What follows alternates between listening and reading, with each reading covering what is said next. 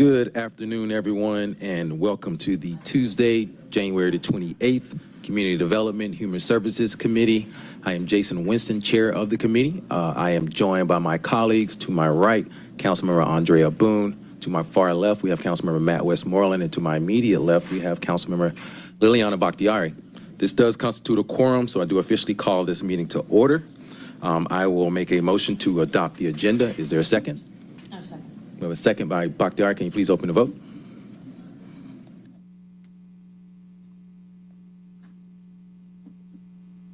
The vote is open. The vote is closed. 4 yeas, 0 nays. The agenda is adopted. Thank you, colleagues. I know you had an opportunity to look over the minutes from our last meeting. We have a motion to approve by Councilmember Westmoreland, second by Bakhtiari. Can you please open the vote? The vote is open. The vote is closed. 4 yeas, 0 nays. The minutes are approved. Thank you. Next, I just want to remind my colleagues that we are aiming to adopt our 2025 goals and objectives at our February 11th meeting. So please send any recommendations or changes you have prior to that meeting so that we can adopt those on our February the 11th meeting. Next, this takes us to the public comment section of our agenda. We do have several people that have signed up for public comment today, so I'll remind you that you'll have 3 minutes. I'll gently remind you when there's 30 seconds left, and so we will get started. Our first speaker is Henry Jordan.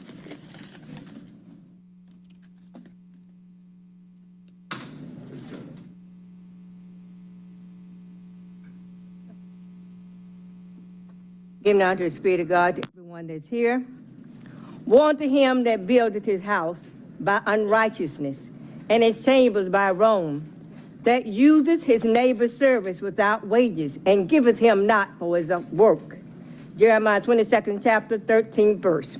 The concept of fairness is emphasized, and all forms of mockery or belittling people are prohibited. Jesus said that James' script is against his word. I asked God to give him a chance because James said he was called to preach the word. James' actions prove that he is against the word of God. Behold, the hired laborers who have reaped down your fields, which is of you kept back by fraud, crieth, and the cries of them which have reaped, or entered into the ears of the Lord of Sabbath. James 5th chapter 4th verse. The Lord of Sabbath, meaning the Lord of hosts, of armies, describes the omnipotent, avenging character of the God who sees and hears this injustice. James used bribery to help people work against Jesus' word in me and in others. Receive us, we have wronged no man. We have corrupted no man. We have defrauded no man. 2 Corinthians 7th chapter 2nd verse. Receive us, the biblical definition of separation, as both a negative and positive side. James G's prove he's against the word of God by his actions, even though I asked Jesus to give him a chance. James said, you asked, Jesus said, you asked to bound others. He will let the enemy bound you. My God. Now concerning the things were argued unto me, it is good for a man not to touch a woman. 1 Corinthians 7th chapter 1st verse. James said he would save his body for me when I read the scripture to him. God took his nature and he started taking Viagra. The Lord said that James has been with too many women, so I cannot marry him. The money was created to help us to live holy and increase our faith in Jesus and his word and what Christ desires to do in us, to love one another as ourselves. To obey Jesus is life. To disobey Jesus is death. What do you want, life or death? Thank you. Our next speaker is Cecilia Houston Torrance, and you'll have 3 minutes. Good afternoon. Good afternoon. Chairman Winston and all the esteemed members of the Community Development and Human Services Committee, it is my honor and privilege to speak to you this afternoon about renaming the Westside Park, Reservoir Park. I am Cecilia Houston Torrance, a member of the commission appointed by Sheriff Johnson, the president of the League of Women Voters of Atlanta-Fulton County. I live in Council District 10, represented by Councilmember Andrea Boone, and I might be a little prejudiced, but it is I think, the best district in the whole city, but I'm slightly prejudiced. Okay, that's debatable, that's debatable. The commission was comprised of 16 community leaders and held meetings and had public hearings and solicited suggestions from all citizens of this great city because we know and value the importance of public buy-in. And there were many great responses. The top 2 responses were renaming Central Avenue to Shirley Clark Franklin Boulevard and renaming the West Side Reservoir Park to Shirley Clark Franklin Park. As you know, Shirley has been a public servant and a community organizer most of her life. And as the first African-American woman mayor of a large city, she exemplifies what a true role model is. Shirley had the foresight to purchase the former Bellwood Quarry property where the West Side Park is now located. If you have not been there, I encourage you to take the time to go there and see this massive 200-acre park at the largest in our city. It is a park that I frequent with my grandchildren. They absolutely love it, and it is the home of a 350-foot deep reservoir housing 2.4 billion gallons of emergency water reserves. Without the foresight of Mayor Shirley Clark Franklin, the city's largest green space would not have been possible. This is a fantastic way of honoring this living legend while she is still here to smell the flowers.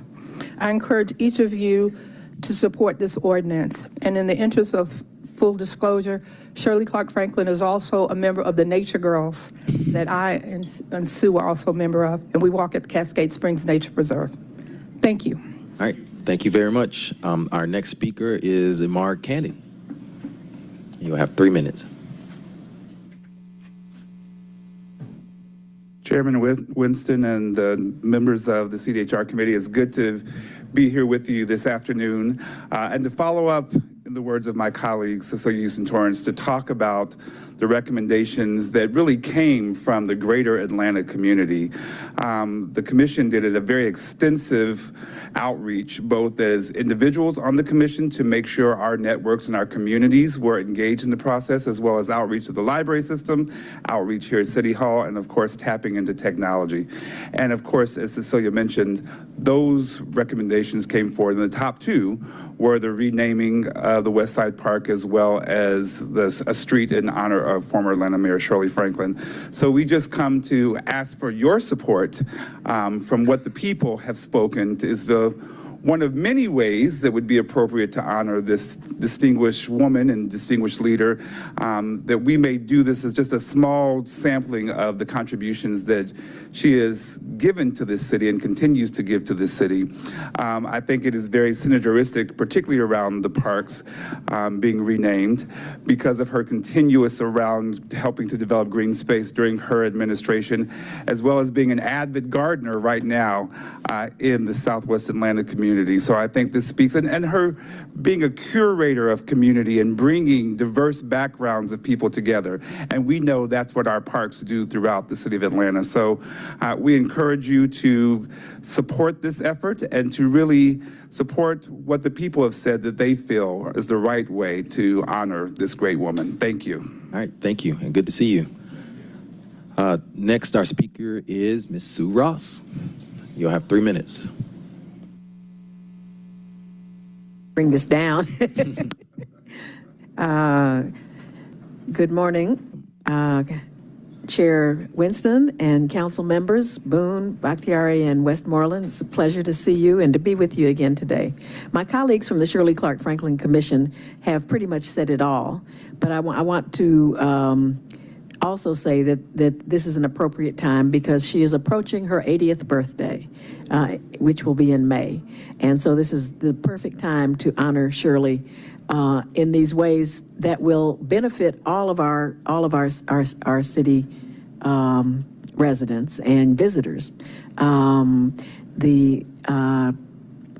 Also wanted to say that we have considerable amount of community support. I just want everybody that came at the to support this on behalf of Councilmember Boone to just raise your hands so you can see all of the people we have here that are in support of this of this legislation, and we are really pleased to have gone through the process and gone through and are ready to take it to full council. So thank you very much, and hope to see you in full council on Monday, hopefully.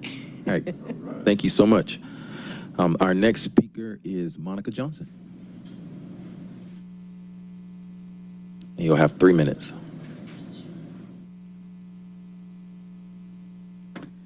Good afternoon, everyone. You might be able to guess why I'm here. I want to speak in favor of resolutions on the agenda, but also to go forward further and to say that we should have a complete end to the sweeps for as long as possible. Homelessness is not something that can be swept. It's something that has to be rooted out by policy that puts people first. And we see that the method of trying to get rid of people has resulted in a murder, in the murder of Cornelius Taylor.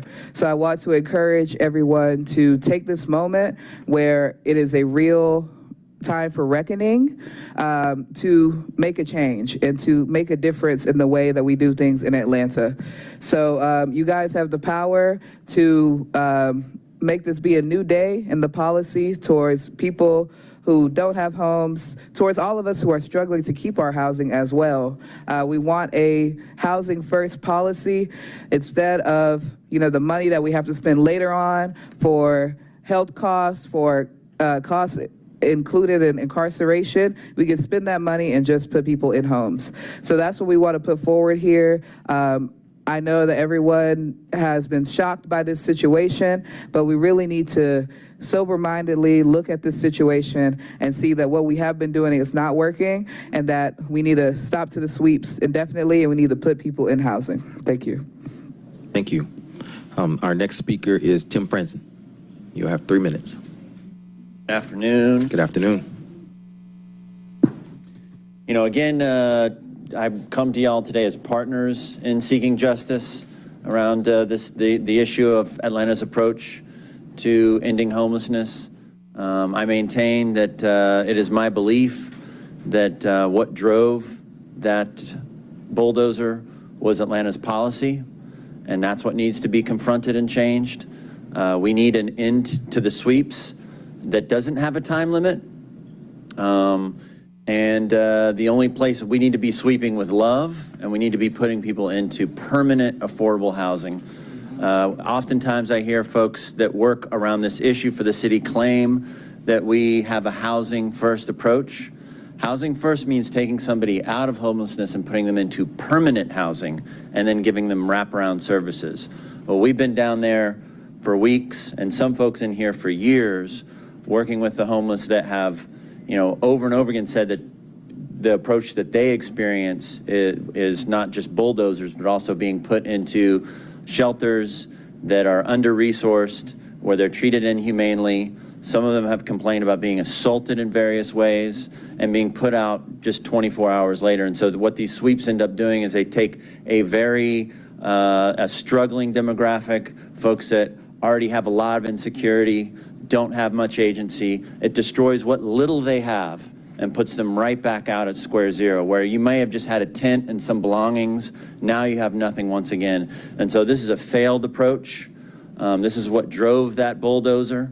And then the other thing that just want to confront, having been down there and seen the pools of blood that belonged to Cornelius Taylor, the pools of blood. Yesterday we saw a police report come out that couldn't be true.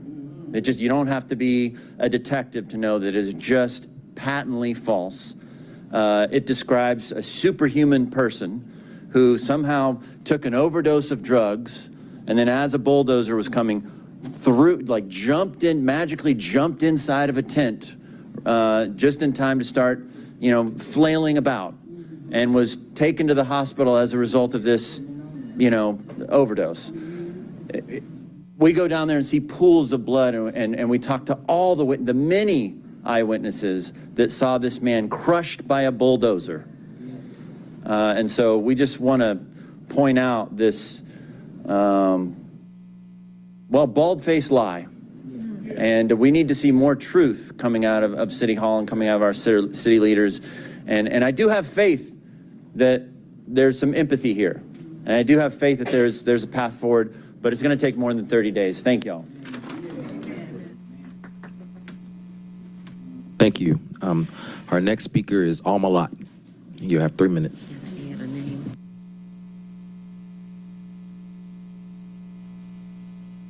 Hi, how everybody? I know you. I know Andrea Boone. Matt Westmoreland used to be on our board. I know the heart of Liliana. And Mr. Jason, as the chair, you have been put by God in a powerful position. You have the opportunity to be a national light to this country regarding homelessness. My father, Hosea Williams, was very much a friend of Mr. Bond's father. They fought for justice. So what could I do? What can I do, Matt, but be here?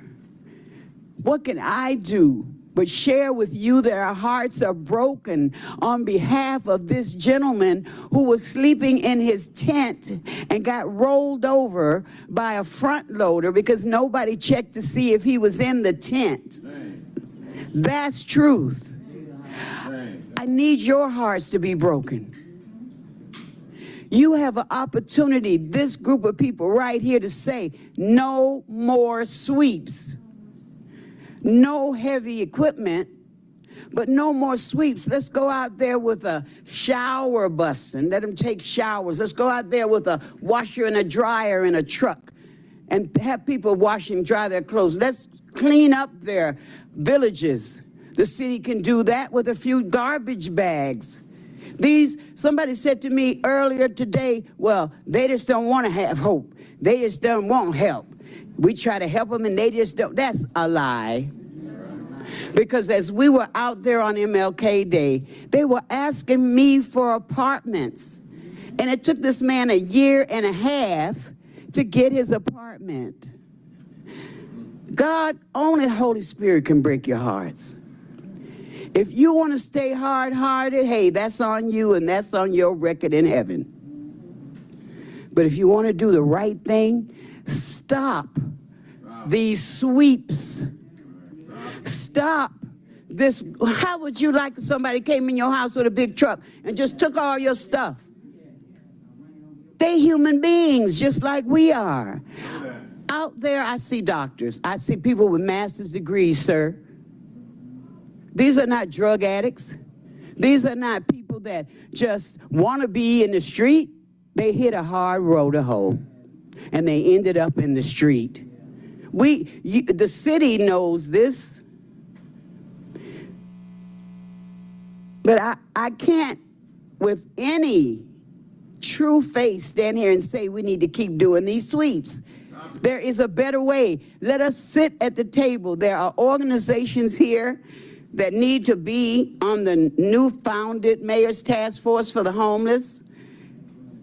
Hosea Helps, Housing Justice League, American Friends Service Committee, Concerned Black Clergy, Traveling Grace Ministries, Spark. Their involvement will ensure the task force benefits from, look, you can't go to somebody. Just time has expired, but we do have a list of the individuals that are good. So I wasted that few seconds. We'll definitely go through that list here. But I will just say, you know what the right thing to do is. Do the right thing. Do the right thing. Thank you. We appreciate In Jesus' name. Amen. Thank you. Our next speaker is Jonathan Hull. Oh, sorry. Ooh. Good afternoon. Sorry, 1 second. Let me just make sure we got everybody. Okay, got it. All right, now we have Ms. Alma Lot. Now you have Ms. Alma Lot. Good afternoon. Good afternoon. I said I wasn't going to come to this city for a minute, and I had stopped coming. But when I seen on the news how y'all just forget about people, totally forget about people, it just hurts. Who was sending heavy equipment on a homeless, where homeless people at? I don't understand. Some kind of way y'all got to start having the heart. For the past 10 years, I've been telling y'all the same thing over and over again. Our communities need help. Y'all are still making people homeless and saying you're trying to help homeless. You can't help the homeless when you're making families homeless. You have people, you have families sleeping in cars. Come on, guys. Y'all know better. And the census report that y'all put together, y'all know it was fake. We don't live in Sandy Springs. We don't live in Buckhead. Y'all know the city of Atlanta was with a lot of low-income families. It's heartless of y'all to send a false report to Washington, D.C. It's sad. And y'all still saying y'all helping people. I got to figure out where. I work with people every day. Every day. And I'm in a bad situation myself, but I can't close my eyes. And I would never close my eyes. I'm out still to speak out on y'all. Because y'all know what's happening. Y'all ride through y'all communities. Y'all ride through Vine City, Ingles Avenue, West End, downtown area communities. These are people that had housing y'all put on the streets. Over half of them. Because you all have overrated the rent. Rent is too high. Families have a choice. Gas bill, light bill, or rent. They choose to rent. They can't afford light and gas. What are y'all doing? Y'all don't take nobody reports. Y'all don't take the list of homeless. Y'all don't take nothing. And I'm not putting this just on one person. I'm putting it on all the city council members because y'all know what's going on in these communities. People have spoken to y'all. They have faced y'all. And y'all fall asleep. It go in one ear and out the other. Give us some help in our community. Stop putting out false reports like you are helping us. Y'all are not helping us. Give us some help. Give the people some more hope. Get these babies and youth off the streets. Y'all need to be ashamed of yourselves. Thank you. Just want to just acknowledge we've been joined by Councilmember Michael Julian Bond. Our next speaker is Jonathan Hole. Sorry if I mispronounced your last name. Good afternoon. My last name is pronounced Holly, but I appreciate that. Yeah. I'm here to reiterate what my colleagues have said with the Justice for Cornelius Taylor Coalition. The sweeps need to stop. They need to stop indefinitely. It is not enough to pause them for 30 days. I want to make something clear here. If somebody came to your home and threatened to remove you by force, that would be an injustice. It would not be less of an injustice if they did it 30 days later. That's not how injustice works. Stop the sweeps, first thing, find a better way. That's your job. That's all I have to say. Thank you. Yeah. Thank you. Our next speaker is Matthew Nursey. You'll have 3 minutes.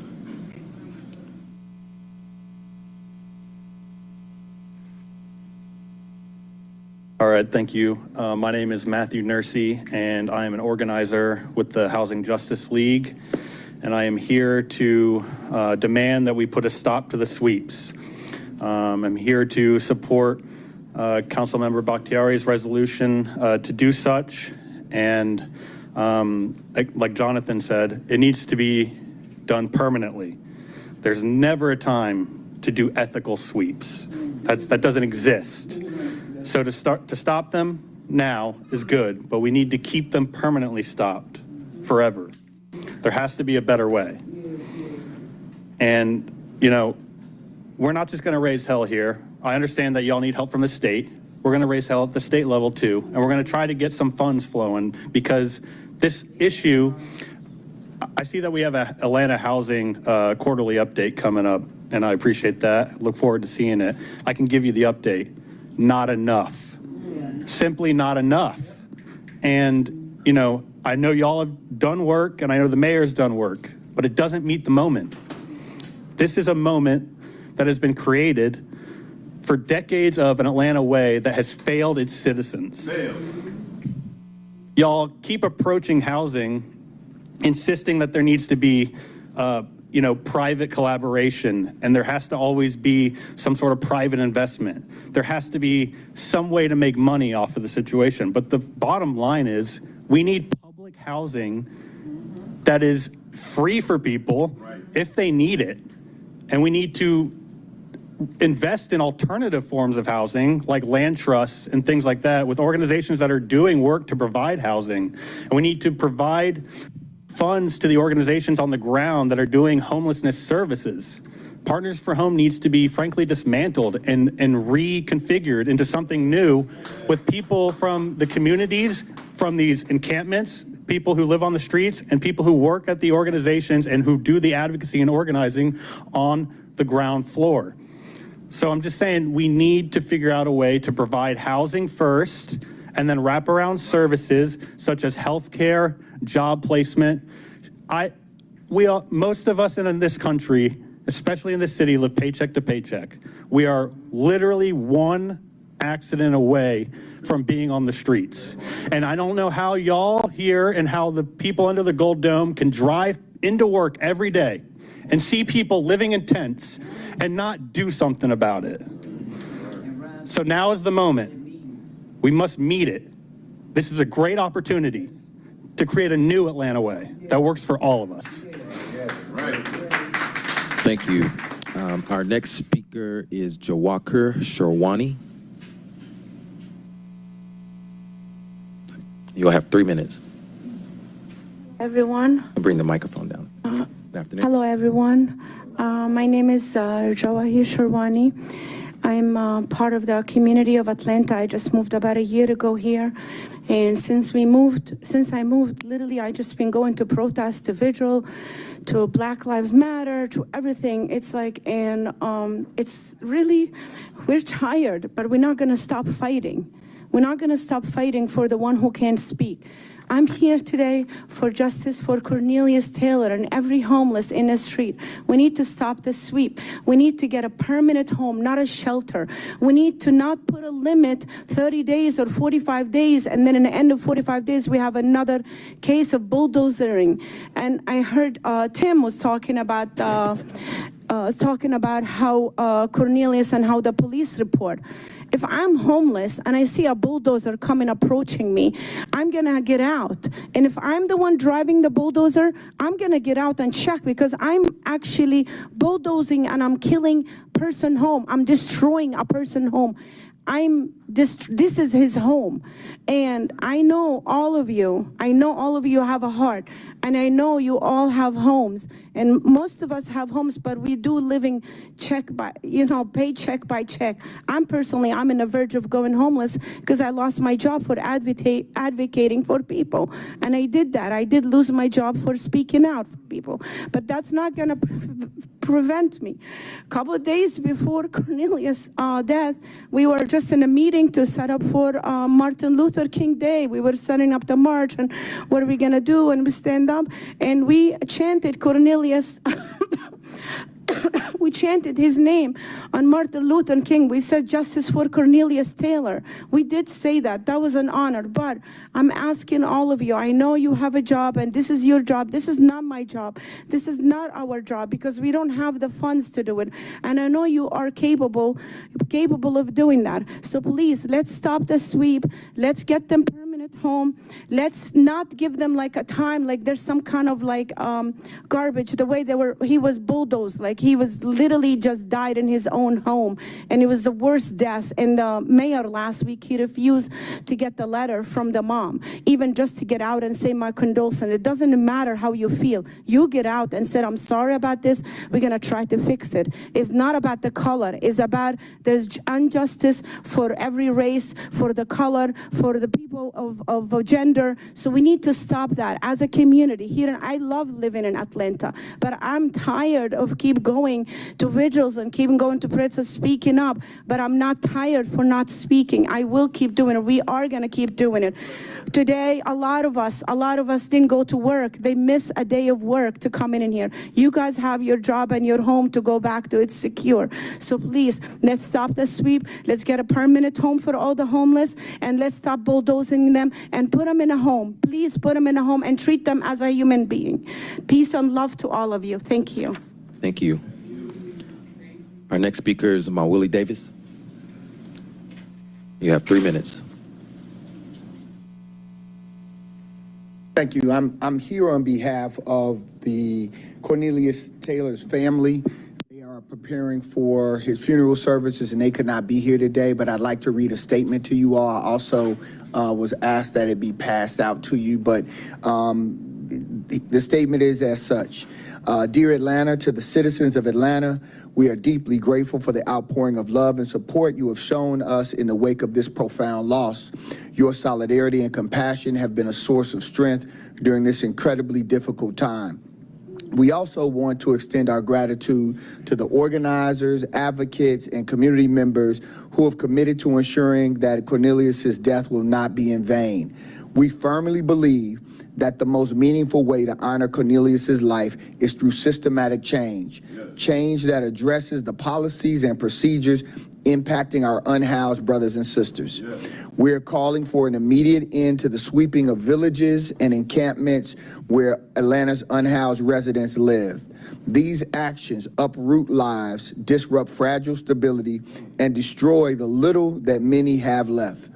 Instead, we urge city leaders to prioritize permanent housing solutions as the first step before taking measures that displace these vulnerable individuals.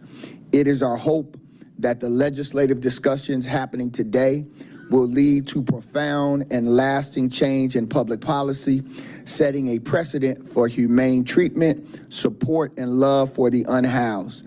Atlanta has long been recognized as a beacon of hope, a citadel for civil rights, and a place where dreams can flourish. As the family of Cornelius Taylor, we ask that Atlanta remain true to his legacy by becoming a city where every person, regardless of their current circumstances, can dare to dream and find a path to dignity and stability. We invite all of you to join us in celebrating Cornelius' life at his homegoing service on Monday, February the 3rd at 11 a.m. at historic Ebenezer Baptist Church. Until then, may God bless and keep each of you. Thank you. Thank you. Our next speaker is Danny Corwick. You'll have 3 minutes.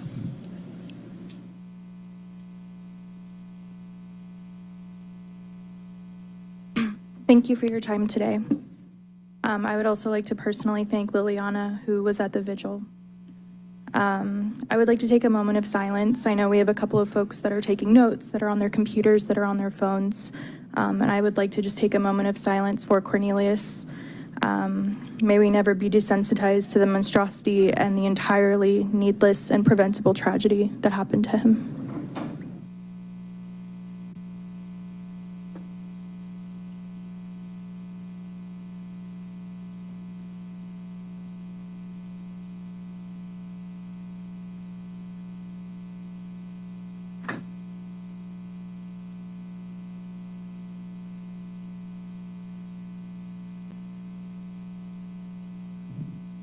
Thank you.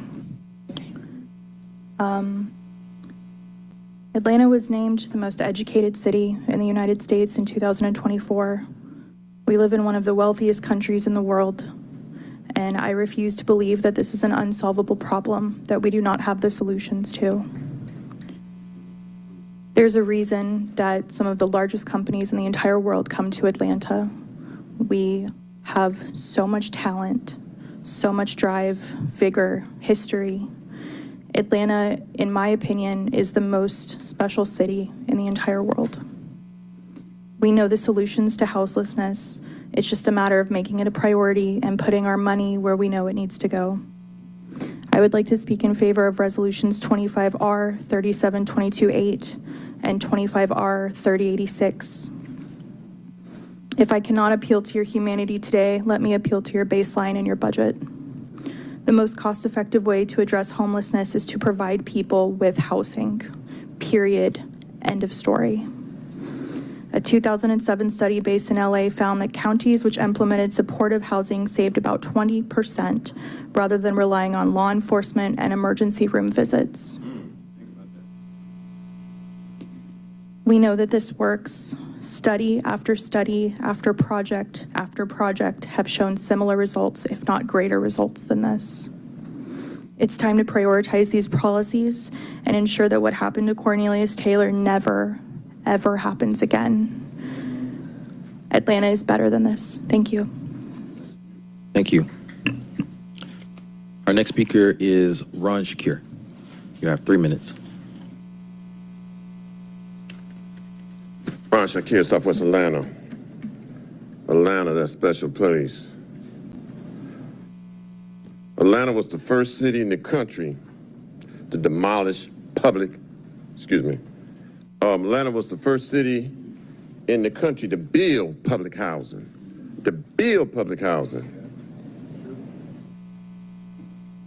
It represented schools of the future.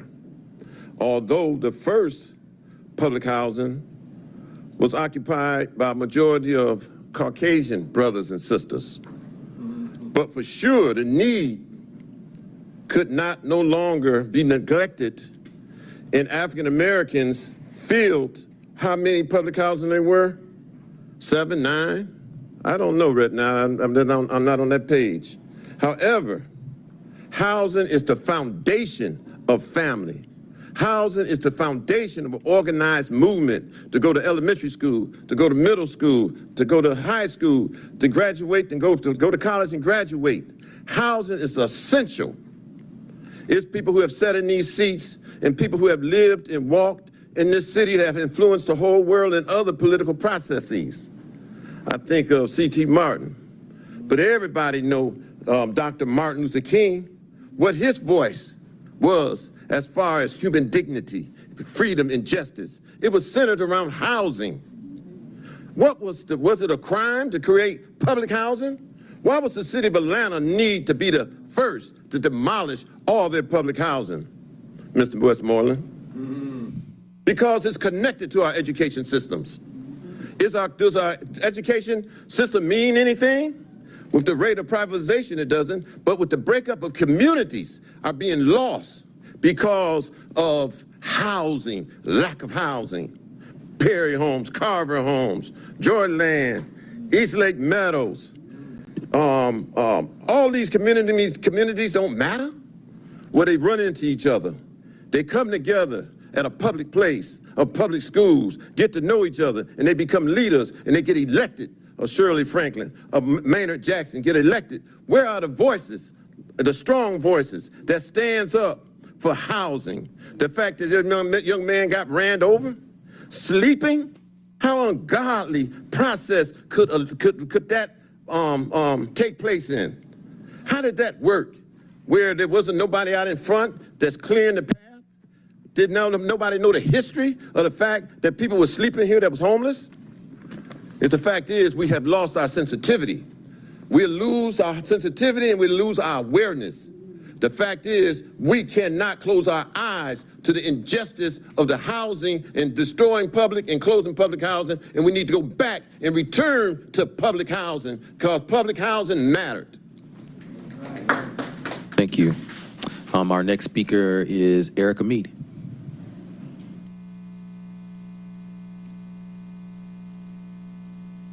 Good to see you, Erica. Yes, how are you? It's good to be here. How are y'all doing today? Good. I'm here today with the Cornelius Taylor Coalition, and I'm joining a lot of other people in this room to demand that the sweeps really do stop permanently.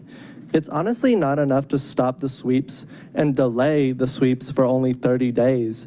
Because really, in the words of Dr. Martin Luther King, he said, justice delayed is actually justice denied. And we are here today to carry on his legacy. When I think of sweeps in Atlanta, I think of on Bell Street under the I-85 overpass. A lot of people are sleeping there, and over the summer they sweep that. But if you go back to that place, if you go back to that overpass, you're gonna find a lot of people are still sleeping there. A lot of people are still, God forbid, using the bathroom on the streets. They're still, you know, sleeping there. And essentially, let's look at the proof in the pudding. It doesn't work. If y'all are the housing committee, what y'all need to do as somebody who y'all represent is let's see the study that sweeps work. That's y'all's job. If y'all can't provide actual facts and actual data that sweeps work, then why are you fighting for it?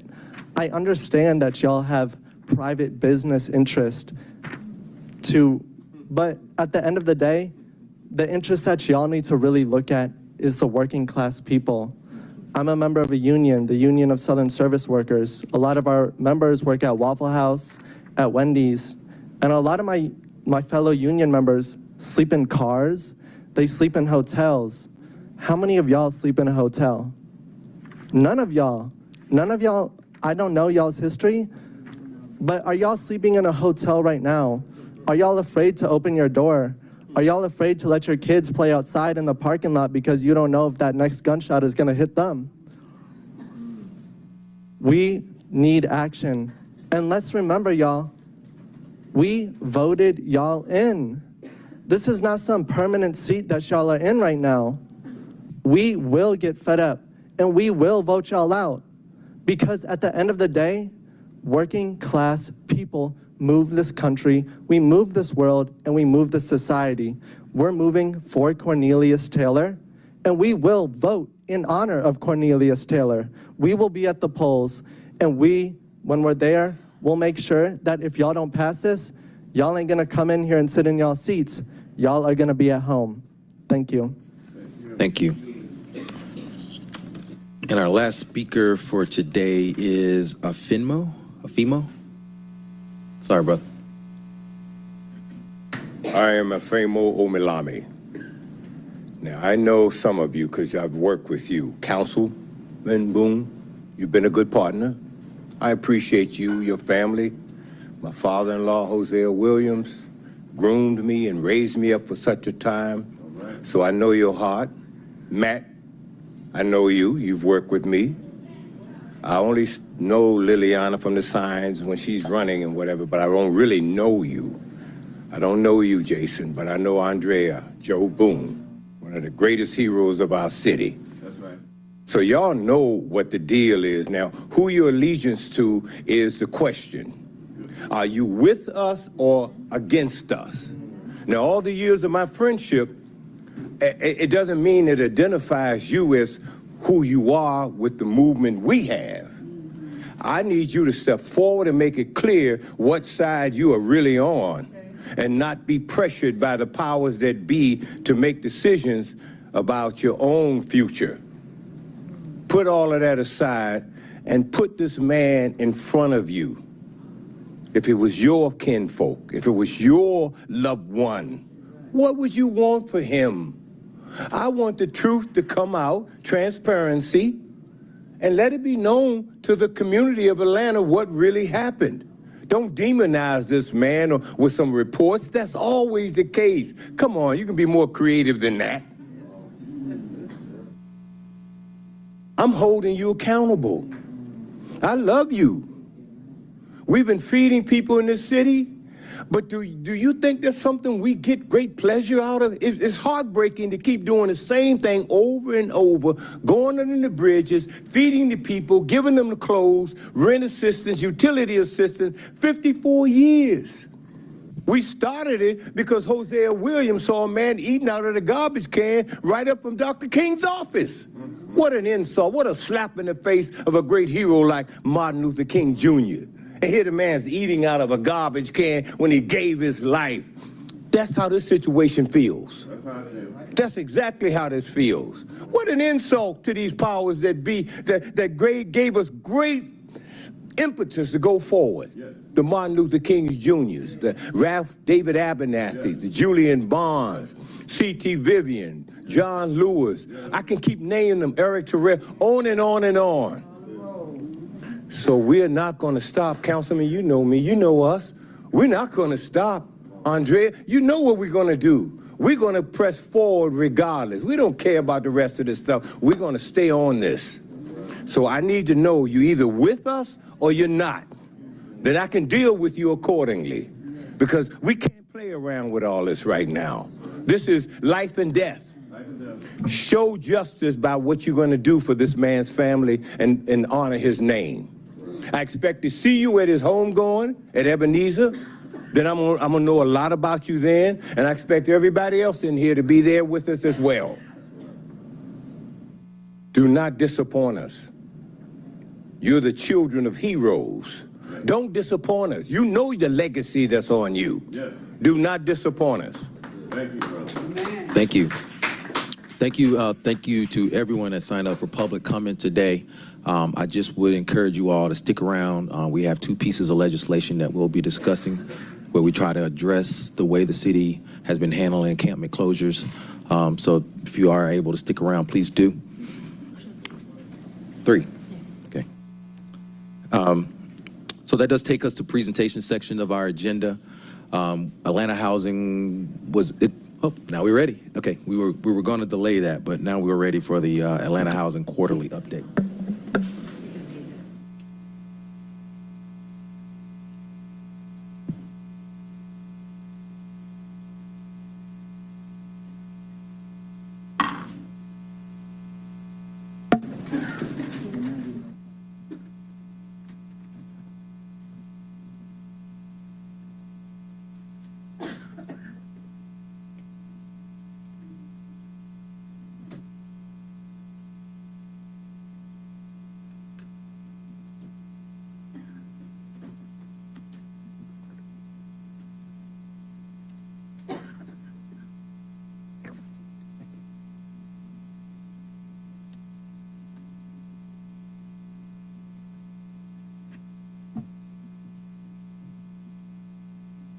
Thank you. Mr. Chair, council members, my name is Dwayne Vaughn. I serve as Chief Operating Officer for the Atlanta Housing Authority. I bring you greetings from our transformational leader, Terry Lee, who is working on some other matters at this point. And we are pleased to provide a quarterly presentation of what Atlanta Housing has done in its last quarter. As you see, we always like to ground what we're doing in the people that we serve. And so you see there's about almost 2,700 households that are being served. There's a great percentage of those, 97% are very low income. The figure that I like to always put in front of everyone is 61% of our households that we serve make $17,000 or less. And so we believe that we are serving some of the most vulnerable citizens that we have in the city.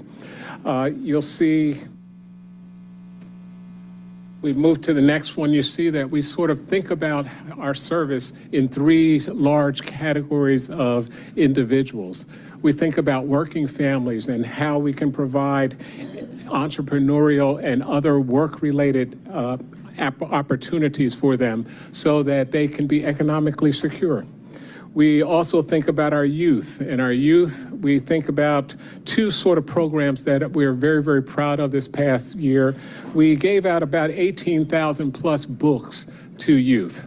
The thought is to have youth have their own libraries and therefore to create their imaginations and to give them ownership of these books. So we gave out about 18,000 books to families. And we're looking for more books to give to families so they can build robust libraries. The other program that we really want to focus, toward the end of the year, we had a Santa for a Day. And that's where individuals would write letters to Santa about what it is they would want. And then we would provide the gifts for those families and deliver them. And sometimes the gifts that we were able to deliver were the only gifts that were under the Christmas tree or the holiday tree for folks. And so we're really excited about that. and that gives us an opportunity to touch families more directly and especially touch our youth. And the last picture you see is for our seniors and aging well. Our seniors, we served about 20,500 visits for those seniors. We do case management, we do in-home services. The thought is to have seniors age with dignity in place. And so we are excited about that. We don't do a presentation without letting everyone know what our strategic goals are. And so you see those goals. I think you've seen that before, but we keep putting that both in front of us and in front of everyone else because we want to be centered. If you'll notice that we look at goals number 2, 3, and 4 as our people goals. We look at our create and preserve goal as goal number 1. We look at our transparency goal as goal number 5. And we look at our operations goal as goal number 6. And we'll talk a little bit more about that. We are happy to report that we have preserved and created some 6,590 units. If you recall, Atlanta Housing is sort of the tip of the spear of the mayor's initiative to create 20,000 units. We have said to the mayor and to the city that we will create 10,000 of those units. And you can see here, we are at 66% of our goal. And so we're really happy about that and happy about what's going on. If you look at the next page, am I going too fast? Okay. If you look at the next page, this is our strategic dashboard. And this was, if you notice, our goal number 5 talked about how we should tell our story a little bit more. And so we look at that as our transparency goal. So someone can go on our website right now, look in plans and reports, look at our strategic plan update, and click on these numbers and see. So I have to apologize. This chart is a little bit dated. It is November's chart, but if you go today, you will see the same numbers that we had shown before. And we have the different categories. The chart is interactive, and therefore you can click on it and get details as to each of those numbers. We are particularly excited about what has happened under the leadership of Terry Lee this year. Those of you that know Terry know that she has a strong sense of urgency and has pushed our agency to have that same sense of urgency. We have closed more transactions in this past year than we have closed for the previous perhaps 10 years or so. And so we are excited about what's happening. Here you see some of the development surge. You see the former Ramada Ramada Plaza Hotel that we purchased earlier in August. You see the Heritage at Westlake. You see sort of projects all over the place, and we are excited that we are able to show projects and show opportunities for families to live in A-class quality settings. We look at this surge a little bit more, and just on this next page, we see about 689 total units of projects. It includes Herndon 3, which is one of our high-profile particular projects. It includes Bowen Homes, the first phase of that, which is our choice neighborhoods, and we are in partnership with the city and many other entities to redevelop that entire tract. It includes Inglewood, which is, of course, adjacent to the Beltline. And so we're excited about these 3 high-profile opportunities. And then we have Stone Hogans and Villas, and you see that. So we are excited about that surge. But when we go to what's happening, that was through 2024, December. But coming up in the first half of this, we have an opportunity for 8 more closings. And closings are exciting, but what we are really trying to do is make sure that things are happening every month, every quarter, so that there are more housing opportunities for our vulnerable. You'll see that Sylvan Hills is one of the highlighted ones, and the first phase of Civic Center will be developed will be closed in the first quarter. So we are particularly pleased with that. When we look at what's coming up in 2025, This slide sort of talks about that. Talks about 700 new affordable units, talks about 1,000 total units, talks about almost 500 home flex units. It talks about down payment assistance, which we'll talk about a little bit more, but about 200 families will get an opportunity to get some of Atlanta Housing's down payment assistance. And then it talks about preservation. We think that the down payment assistance is a very, very important program because it creates generational wealth for families that might not have had that opportunity before. And so we anticipate, well, in 2024, we had 236 first-time home buyers, and we expended about $5.15 or $5.2 million toward that. Our home buyer assistance program allows people to stack the home buyer assistance of $20,000, $25,000, $30,000 with other programs in the area. So that would include Invest Atlanta's program and other entities that have programs. So we think that that is a very, very important kind of thing. Also looking at what's coming up, we see the Stadium Hotel, which is the Ramada Hotel. We see that Bowen has another 7 remaining phases, and we hope to close another phase there. Civic Center has 7 remaining phases, and we are looking to preserve some 650 units. So what we want you to take away from our presentation is that we are accelerating our opportunity to provide affordable housing resources to families in Atlanta. And that would be our quarterly report for your consideration. Thank you. Appreciate your report, COO Vaughn. I know we do have some questions from our colleagues. Councilman Bakhtiari was first in the queue, so I'll let her get started. Thank you. Nope. There you go. Apparently I can't push a button. Thank you for being here today. Appreciate it. Thank you. Had a couple of questions. Can y'all hear me okay? The mic feels kind of quiet. Okay. First, I was hoping, and I wanted to thank you for the presentations. First, I was hoping that you could both define affordability more in depth, both preserved and created. So the pieces on your presentation where you say that you're building affordable units and also preserving affordable units, I was hoping you could better define the term affordable in those instances. Oh, okay. Yeah. Thank you. Sure. So affordable is, by HUD's definition, is 80% of AMI. Mm-hmm. However, most of our units on the preserve side are probably at 30% or below. Okay. On the created side, if they have tax credits or anything, they're about 60% and below. And of course, remember that no matter where the units are, we are paying 70% and the family is paying 30% toward the rent. Understood. And the piece on the Civic Center, obviously the neighborhood is very excited to see that something is finally going to happen there.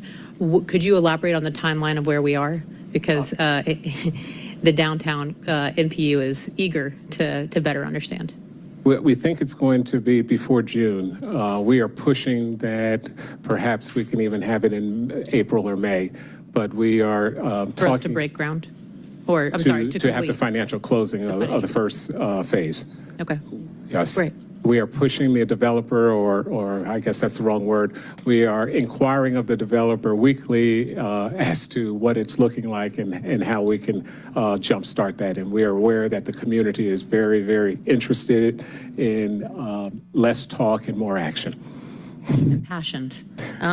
The Ramada, I was hard. This is, and forgive me, maybe I'm out of the loop. This was, the Ramada that is, we're talking about the Ramada that is just adjacent to the highway. Yes, we are. So what exactly is happening with the Ramada? Well, we have an RFP out right now for a development partner. And what we hope to see is some commercial on the ground floor, and we hope to see apartments above. Yes, because, of course, all the programming, this is all fantastic. I think my biggest question is how do we scale up? Because the 200, and I know that this is that's a multi-partnered question. That's not just AHA, but I suppose my question is like the down payment assistance, all of these things, obviously the leading cause of displacement in Atlanta is energy burden. So obviously seeing the assistance with the additional fees to keep people in their homes and to help them wealth build is all fantastic. I guess my question is, how do we scale up those numbers into the thousands instead of the hundreds? We think that a partnership with this committee, a partnership with the mayor, and a partnership with other housing entities will help. We also would like to see our corporate citizens help us a little bit more on the housing side. We're going to get to our 10,000, and then we think that we probably need a stronger acquisition program to buy some units that are already on the ground that can be rehabbed and easily put back into focus.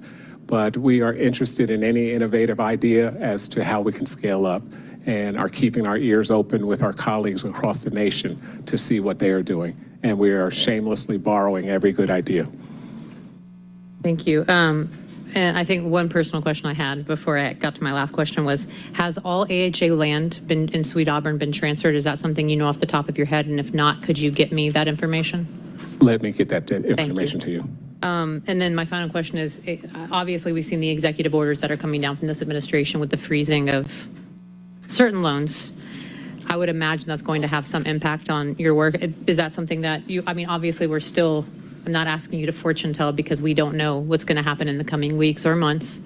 Is AHA prepared, or is this planning, do you all foresee this affecting the work deeply and perhaps unfortunately delaying our building of housing even further?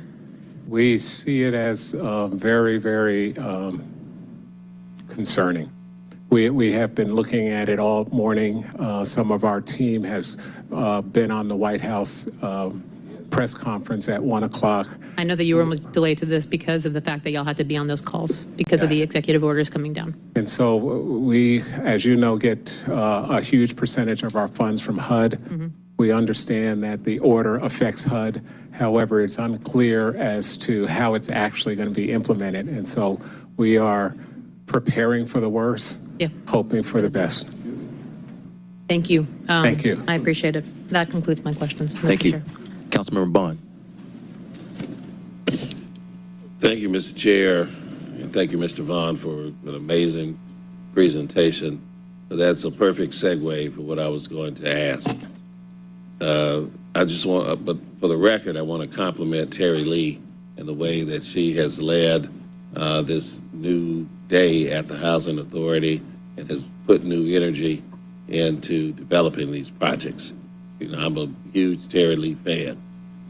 But my question goes to her predecessor came to this committee and told us something disturbing, is that the HUD regulations did not allow the Atlanta Housing Authority, any other housing authority in the country, to build temporary housing or transitional housing for those who are unhoused.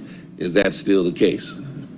That's our understanding, that there are some limitations. We are waiting for the confirmation of the new HUD secretary to revisit some of that. Now, given what you've just discussed with my colleague, what do you all see in the tea leaf as far as, you know, because cities across the country have been now pressuring, or there was pressure during the lead up to Election Day to have something done with these rules, right? To make them more accommodating so that transitional housing, temporary housing, housing shelters, that HUD could take that on, or rather the housing authorities that operate underneath HUD's rules could take them on. And so in this meet, I know you're just coming fresh from this meeting today, but are you all getting any indication that they're going to be altering any of these rules to make it more service oriented for what is actually taking place in reality on the ground? Well, the Secretary nominee Turner has said that one of the goals of the new administration is to reduce regulations. We are happy to hear that said, but we are waiting to see which regulations will actually get reduced. Okay, so let's do a quick hypothetical. So if the rules get relaxed and the housing authority is free to go back to its original purpose, which is to provide public housing that people can't provide for, not just mixed income. Would the primary funding for that still come from HUD, or do you have any idea of how you all would develop that? The primary funding would still come from HUD, but we are hoping that presentations like this showing our forward progress will help the charitable community and the business community invest in this enterprise of affordable housing. Okay, so, and for the current projects that you have and existing projects that you have, will the portion of funds that don't come from HUD, since you, I guess primarily now almost all of it is exclusively mixed income, that money goes into a revolving loan fund for other projects or to pay down bonds or debts? Not really. Most of the money is allocated to our development pipeline, so or to preserving units. So all of it's not going to mixed finance. We have a number of projects that are 100% affordable. And so we will be looking at our development pipeline and funding that. So basically one project the profit from that project rolls into something else? Sort of. Yeah, council member, I wish I could say we have profits from our projects. That's not usually what happens. We are usually investing whatever we could have received in a return to help subsidize that particular project. So, I don't want to monopolize, but I do want to talk about the old Stadium Hotel. Yes, sir. And so you all are going to, the goal for it is to be 100% affordable? We are thinking the goal will be for a senior building, largely affordable. I'm not sure 100%, but the majority affordable. And so we're waiting for proposals from various developers to see what that mix might look like. Okay. And so you all are the exclusive owners of that property now. Prior to that, during the pandemic, the city had a lease on that property, and I think it was almost 700 families that we were able to transition off of the streets of Atlanta into that property, into other way stations, service, and into some permanent housing for the majority of the persons that we were housed there. Are you all still seeking to acquire properties like that in the city? We are. And acquire, we're also looking at potentially acquiring those properties that were tax credits, and those tax credits are expiring so that they don't go market.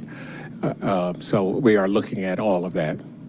Well, I'd like to make a suggestion, because when the conversion, when Atlanta began to do mixed use, meaning Atlanta Housing Authority, mixed use developments in the 90s, it was supposed to be an answer to concentrated poverty in the public housing space.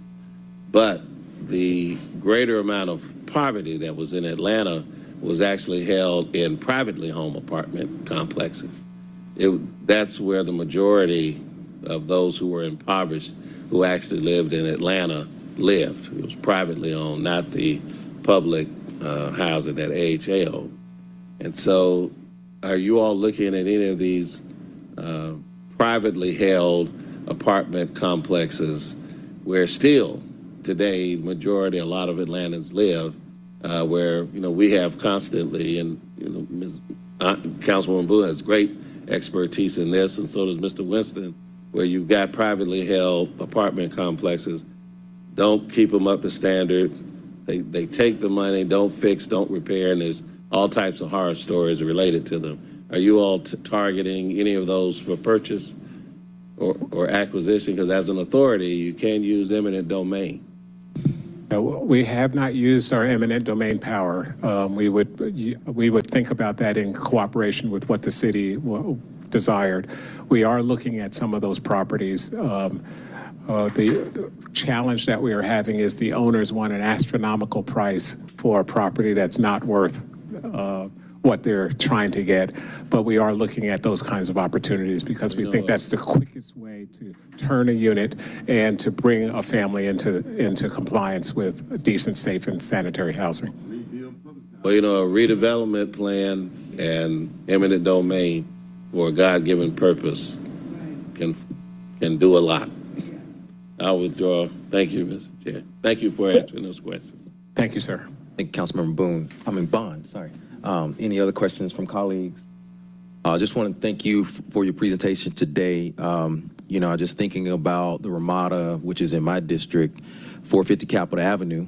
I used to call that home when I was a student at Georgia State University. And subsequently, we was displaced from there. So I'm glad to see the full circle moment here where I could potentially retire there if it becomes senior housing. And so just want y'all to keep up the good work that you're doing. Let us know how we can help anyway. I know you all have a very uncertain future as it pertains to HUD right now, but please keep the council abreast of any news that's coming out. So especially as we start going into budgeting season and figure out what we can do from our end, from a legislative standpoint, to kind of supplement some of the things that you all are doing. So just please keep us up to date. Councilmember Bakhtiari. Thank you. I also just wanted to say I'm heartened by projects like the Ramada at the Civic Center, because I think the biggest thing we need is be building. We are doing great things in terms of these smaller projects, absolutely, and we know that land is limited in our city. Wherever though we can build to scale, I hope that AHA, I hope that we as a city, I hope every organization, the smaller pieces are fantastic because we obviously want these housing in the neighborhoods that people want to live in where they grew up. Because we all know that when you liquidate the culture of a city, you lose its identity. And then the history of our city stays in these people that we're trying to keep. But I really do hope that we take more opportunities to build to scale. And I would love to better understand in my next meeting with AHA what plots of land we could be looking at to build, you know, something like the Ramada, how many rooms are in there if we were managed to scale that whole thing, or, you know, obviously with the Civic Center, what we're seeing with the AMC former property. These are all huge opportunities. So I hope that we continue to take on more projects that allow us to build more units. And I also just wanted to say to the public, because a lot of people are here asking how they can help.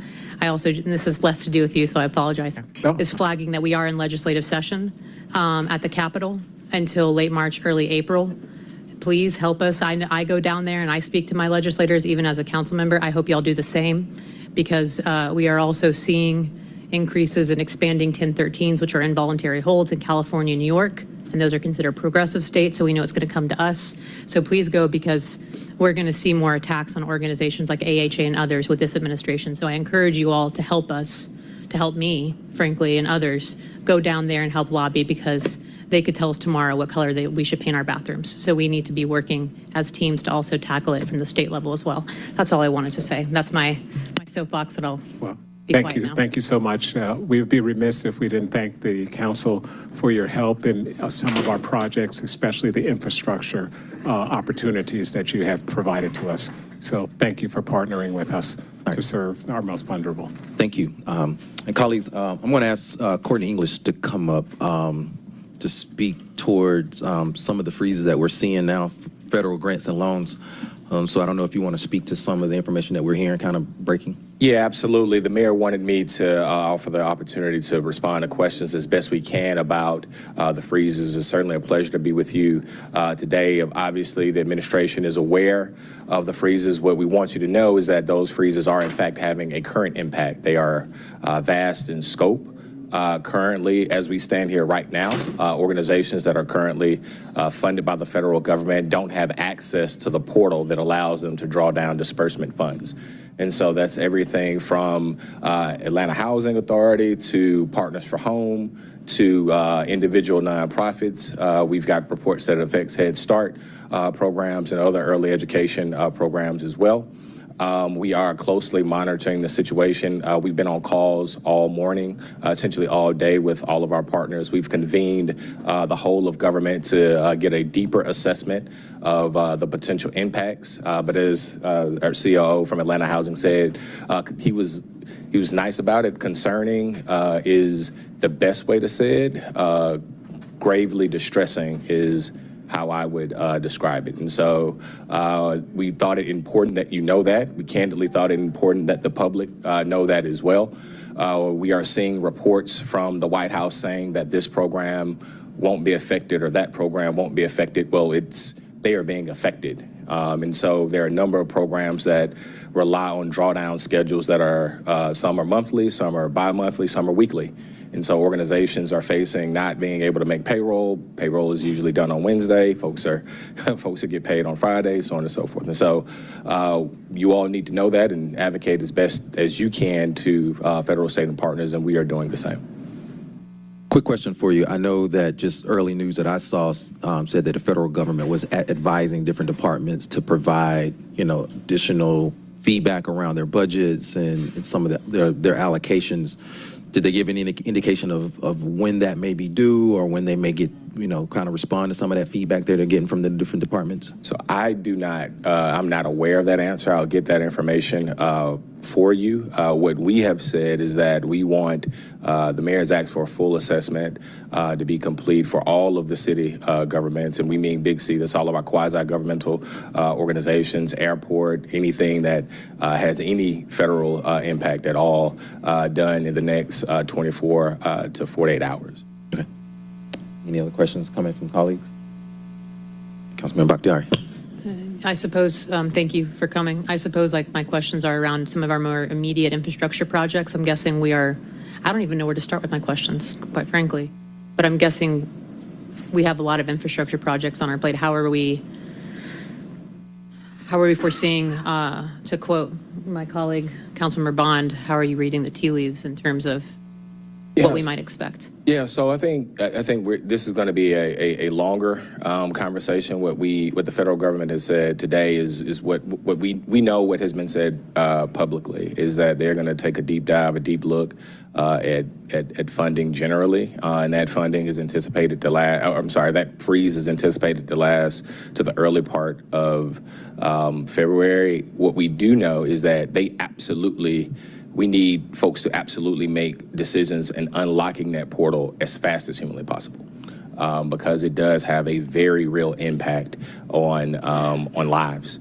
And so we are monitoring the situation. We'll, as soon as we know more, we'll deliver that to you. But right now, as it stands today, if you had a drawdown due to pay rent, if you had a drawdown due to cover operational costs, if you had a drawdown due, if you're a nonprofit and you have to make payroll, you are currently locked out of the portal. It's essentially the federal bank account, and you open it and you draw down funds. That portal is as of right now closed. Understood. What does this mean about projects we already got approved, the grants that we've already received that we're, getting money for still around projects like the Stitch, et cetera?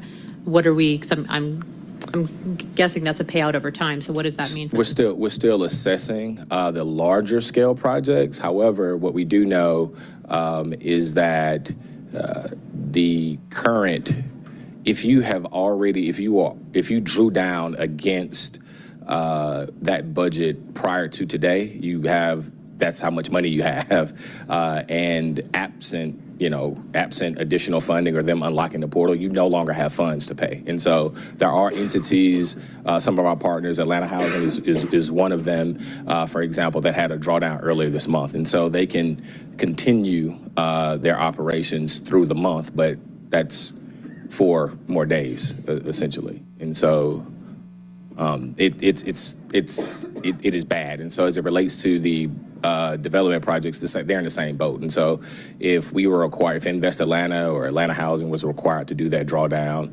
we no longer have the capacity to do that. Understood. Thank you.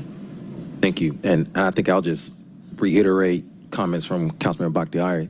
General Assembly is in session across the street. So if there's any other better place to go make some noise right now about how you feel about some of what you're hearing now in real time, I think that would be a good location and destination to go make your voice be heard.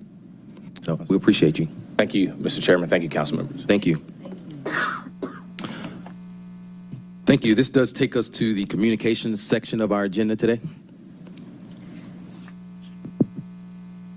Sorry. 25C0005, a communication from Danielle Hampton, Chair, Audit Committee, submitting the Performance Audit Report, Moving Atlanta Forward 2024 Annual Review.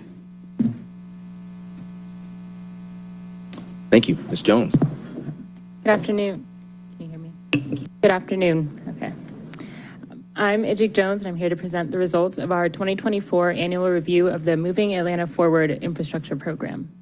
The audit team for this project included Michaela James and Christopher Shuffleton as auditors and myself as the audit supervisor. We conducted this audit as required by Ordinance 22-01369, requiring the city auditor to conduct an annual review of financials and project delivery for the Moving Atlanta Forward program. This is our second audit of the program. We released our first audit in December 2023, and that audit primarily focused on the project delivery framework. Our objectives were to assess the status of our previous recommendations, as well as assess whether controls were in place to ensure that projects adhere to budget and scope and schedule requirements, and to assess whether work progressed equitably across city council districts. We focused primarily on the project delivery framework, as well as projects scheduled to start in 2023 or 2024. And we reviewed relevant legislation, bond documents, program budgets, paid amounts, and the program controls established in the strategic delivery plan, as well as the program's dashboard data for project status and accuracy. This slide shows Exhibit 5 on page 7 of the report. City Council adopted a strategic delivery plan for the program in January 2023, intended to establish increased oversight, accountability, resident participation, and a commitment to improve project delivery. The plan establishes a project management framework and identifies the role of each city department involved in delivering the program. It includes monitoring and control measures to ensure projects comply with schedule, budget, and scope. The plan also describes the project lifecycle, as shown in the exhibit, that establishes 5 phases for project completion, including 2 phases at the beginning that have been renamed from activation and pre-construction to planning and scoping and engineering and design, respectively. Exhibits 1 and 2 on page 2 of the report show the funding breakdown of the program. An ordinance authorized the $750 million program, funded in part by T-SPLOST for transportation capital projects and in part by 2 general obligation bonds approved by voters, totaling about $400 million. The horizontal infrastructure bond will be used for parks, trails, and transportation projects, and the vertical infrastructure bond will be used for buildings and building renovations for public safety and parks facilities. The bonds also include $36 million in council discretionary funds that council members can direct towards neighborhood projects. The program is administered through the mayor's office, but the Departments of Transportation, Enterprise Asset Management, and Parks and Recreation directly oversee the projects. This slide summarizes our findings. Half of the projects that have started are still in the planning stage, and if funding remains unallocated, the scope of future projects may be impacted. The strategic delivery plan controls are not being implemented consistently across departments, and improvements to the program dashboard are needed to improve its usefulness to stakeholders. The strategic delivery plan has 202 projects, each scheduled to begin in different calendar years, set out through 5 batches. These batches were designed using criteria such as needs assessments, shovel readiness, and funding availability. As of August 2024, all Batch 1 projects and the majority of Batch 2 projects had started. This is Exhibit 7 on page 14 of the report. Of the 202 projects planned, 134 have begun as of August 2024. All Batch 1 projects have started, and all but 16 of the Batch 2 projects had started as of August 2024. Exhibit 8 on page 16 of the report shows that as of August 2024, most of the projects in batches 1 and 2 have not progressed beyond the planning and scoping phase. This is the first project phase and involves assigning a project manager, preparing initial planning documentation, and establishing initial budget, scope, and schedule, and risks and responsibilities. All of Transportation's Batch 1 and Batch 2 projects have started, but most have not progressed beyond the planning and scoping phase. Of the 11 projects managed by Enterprise Asset Management, 9 have started and 2 are in the construction phase. 2 of the department's Batch 1 and 2 projects haven't begun. 1 is an arts project that will be managed by the Office of Cultural Affairs, and the other is an undefined public safety project. Of the Parks and Recreations projects, 53 projects scheduled for Batches 1 and 2, 53 projects were scheduled for the first 2 batches, and 39 have begun, and most are in construction and closeout. But as of August, Parks and Recreation had 14 projects in Batch 2 that had not yet started. As of November, 1 of those projects has started, but the other 13 have not. If the projects don't start as scheduled, costs could likely increase and citizens may lose confidence in the program. As of November 2024, the 2 deemed projects that had not started have not started yet. Exhibit 9 on page 17 of the report shows the spending as of August 2024. In August, about $47 million in planned projects funds had been spent. And as of January 2025, $53 million in planned project funds had been spent. Some of the T-SPLOST projects were not in Oracle, in the city's financial management system, including 16 projects that were in batches 1 and 2. Transportation staff shared that a previous staff member had paused fund allocation to reassess project batches, but the hold has now been removed. All projects managed by Enterprise Asset Management are in Oracle with allocated funds, but the Parks and Recreation funds are not divided by project. They're only in Oracle, organized by the type of fund, horizontal, vertical, and land acquisition.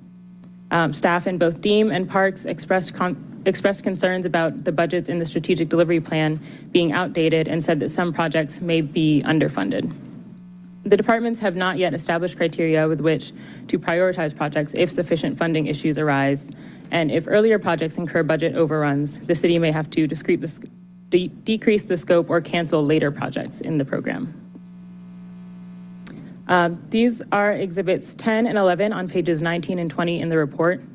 We reviewed project spending by council district. The list of projects in the program identifies what council districts a project falls within. And for those that fall within multiple districts, we group these as multi-district. And those that address citywide services, such as citywide ADA ramps or citywide bus shelters, are labeled as citywide. In our analysis, we found that 45% of the spending was in districts 6, 8, and 9. And these districts have poverty rates ranging from 6 to 9%. But the districts receiving the least amount of spending are city council districts 2, 1, and 12, with poverty rates ranging from 9% to 28%. If the projects in city council districts with lower poverty rates have incurred more spending for projects earlier in the program, the later projects that fall within districts with higher rates of poverty may end up being scoped down or canceled entirely. The Strategic Delivery Plan provides guidelines and controls for the Moving Atlanta Forward infrastructure program, including required documentation intended to ensure that projects stick to budget, scope, and schedule. We reviewed the available documentation to determine whether departments were completing and storing the required documentation as described in the exhibit on the slide. We tested a random sample of projects from each department and found that the departments are not consistently using or creating the documentation or storing it in a centralized information system as required by the plan. We sampled 14 transportation projects in the planning and scoping and engineering and design phases. These are the first 2 phases. Of the 14 projects, 8 had a RACI matrix identifying responsibilities, 2 had risk registers, and 2 had project management plans. We sampled 2 projects in the construction phases and did not locate any notices to proceed or construction daily reports for these projects. But transportation did prepare their monthly schedule variance reports as required. Of the 8 DEEM projects that we sampled, 7 had completed their RACI matrix, but we were unable to locate risk registers for these projects. We found 8 project management plans, but 3 did not have a completed risk section. And 1 project is in construction, but did not have a notice to proceed stored in the files. Lastly, we sampled 8 parks projects in the construction phase, and of these projects, all had a RACI matrix, but no risk registers. All 8 projects had a project management plan, but none had a completed risk section. And 7 notices to proceed were provided of the 8, and 5 had construction daily reports. DEEM and DPR did not prepare monthly schedule variance reports regularly. DEEM had developed templates for all projects but had not updated them, and DPR had monthly schedule variance reports for some projects outside of our sample, but none within. The Department of Parks and Recreation did not establish project level funding in Oracle. As I mentioned, they set up the funding in Oracle with into 3 funds: the land acquisition, vertical funds, and horizontal funds. The strategic delivery plan states that to assist with trackability within Oracle, the program should include funding levels down to the project and category type. Transportation and DEEM both manage their project level spending directly through Oracle, but the Parks team tracks their project level spending manually in an Excel spreadsheet, which poses a risk for data entry and calculation errors. If project level finances are not maintained within Oracle, monitoring the project budgets and maintaining program transparency become more difficult. And we found calculation errors in the spreadsheet. We also found that some purchase orders were used across several projects, further impacting the integrity of the data and the transparency. The program would benefit from central oversight to help ensure compliance with the strategic delivery plan. Our 2023 audit identified inconsistent processes across the 3 departments, including noncompliance with the program strategic delivery plan and opportunities for improvement in program management. A centralized oversight position with the program would help to ensure consistency in use of proper documentation, financial management, and tracking of soft costs. Exhibit 14 on page 32 of the report shows the Moving Atlanta Forward dashboard. The dashboard includes project status, budget, encumbrances, paid amounts, and reporting data required by the strategic delivery plan. The Department of Transportation developed some guidance for updating the dashboard per our last audit's recommendations, but there's no formalized process for data validation other than the Transportation's Program Controls Team validation of their own data and running sanity checks on data provided by Parks and Recreation and Enterprise Asset Management. We identified some accuracy errors and potential improvements for the dashboard. Currently, the available metric does not reflect the amount of funds left after the paid and committed amounts, but it reflects what is immediately available because the TSPOS funds are accrued annually. The dashboard also does not include project level expenditures, only budgets. And the dashboard also includes a chart that reports projects at risk, but there's no clear definition of when a project is reported as at risk on the dashboard. And so our recommendations were to maintain project budgets and schedule. We recommend that the Chief Operating Officer develop decision criteria, including equity across council districts, to determine how funding will be prioritized if funding is limited, and ensure that departments are completing the required documentation in the strategic delivery plan. Assist the departments in developing a system and written procedures for tracking soft costs. Designate a central oversight position, such as a program manager, to oversee the program and compliance with the strategic delivery plan. Assist in developing detailed written data verification procedures to ensure dashboard accuracy. Ensure the program adjusts the available metric to reflect the projected funds minus paid and committed amounts. Ensure that the program add project level spending information to the dashboard and define a threshold for at-risk projects to communicate this on the dashboard. To monitor project budgets and maintain program transparency, we recommend the Commissioner of DPR create separate purchase orders for different Moving Atlanta Forward projects and avoid using one purchase order across multiple projects to improve financial management and transparency, and ensure that the department uses the Oracle P&G module to manage program finances at a project level when starting new projects going forward. That concludes our report. Thank you. Thank you. Obviously, there's a lot to unpack there. And before my colleagues and I kind of get into that, I see our COO, Ms. LaShondra Burks, in the back. Just want to know if you want to come speak to the audit.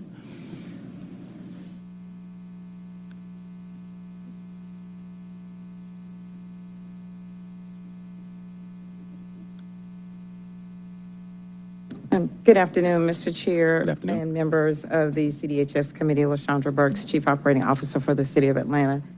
Thank you for giving me an opportunity to come up and respond to the Moving Atlanta Forward audit that was just presented by our internal audit department. I would also like to give thanks to Amanda Noble and her team. They have worked closely with us side by side on this actual audit, where we have been able to provide them all of the documentation. We worked closely with them as they presented to us the 10 recommendations. And of course, you can see of the 10 recommendations, 8 of them are specifically to the Chief Operating Officer. And what we do know is that it is important because this project, the Moving Atlanta Forward project, spans across 3 different departments. It is important for it to be housed in the mayor's office versus in one particular department, even though it's spread across 3. And so we have agreed and partially agreed to one of the recommendations, but have agreed to all 10 in one way or another, and have provided our response that you would see in the report. I will say a couple of things, just to give you an update on a couple of things that we have done that partially made it in the report, but I wanted to make sure that we pull it out and communicate it out. As we have looked across Renew Atlanta as well as Moving Atlanta Forward, one of the things that we recently did was a task order and a contract with Jacobs, world-known engineering firm. So Jacobs is currently starting to oversee our Moving Atlanta Forward project while we keep Atkins on board because of their historical knowledge to serve as project managers for the Renew Atlanta projects. And so we have had kickoff meetings with Jacobs. I have personally met with their entire team and have expressed to them the importance and the need for the work and how it needs to be done. The good thing about Jacobs also is that they have done a lot of work at our airport, and you all are much aware of all of the projects at the airport that they have managed for us successfully. So we feel confident even in our pre-planning meetings that that will prove to be a success in Moving Atlanta Forward as well. So wanted to make sure that you all had that information. And also, I mean, there are some projects that have moved recently that many of you have had an opportunity to be a part of. We have the ribbon cutting coming up for Fire Station 22 on Hollywood Road. We have the groundbreaking this Friday on Hollywood Road for Fire Station 26. Fire Station 30, we've already had the groundbreaking on Cleveland Avenue. The Joseph E. Lowry Complete Streets is started on time, on budget so far. And then all of the work that we have done together across Renew Atlanta and Moving Atlanta Forward on the Cascade Road project, which is now moving after we recently gave a report out to the community just within the last couple of weeks and had some positive feedback on the movement on that project. And so while we are accepting of this report and we will move forward with the implementation of it, specifically it being spearheaded out of the Chief Operating Officer's office, it is my hope and it is our plan that some of the movements that you have seen over the last few months, that will grow over the next few months as we move forward. I do want to make a comment about some of the districts that have seen more movement than others. Those very specific districts have CIDs, very active CIDs, where we have moved funding to for them to manage the projects. And the council districts where you're not seeing as much action, you will begin to see, but they do not have very strong CIDs or they don't have them at all that could help us move some of the projects forward. And so I'm happy to take any questions, but I wanted you all to know some of the steps that we have taken thus far in order to make improvements, even as we were working alongside the auditor's office as they were finalizing this report. Thank you, CEO Burks. Comments, questions from colleagues? Councilmember Bakhtiari. It's like I'm always voted first. So one, I wanted to thank you, Ms. Noble. I know how your bandwidth of your team and what we ask of you. So very grateful to you all. Thank you. And don't worry, I'm working on those vacancies. Also wanted to ask on page, if I can find it. So I have the report. That was my first time seeing the presentation. So if you're asking from the presentation, I don't have access to the presentation itself. I was going to ask about just what, and I can show this to you. It's the current budget in Oracle, the SDP budget, paid, committed, total cost. So just going to ask if you could go into depth on what these buckets mean. That's all. And I can bring this to you because you'll be able to adjust us on it. Sure.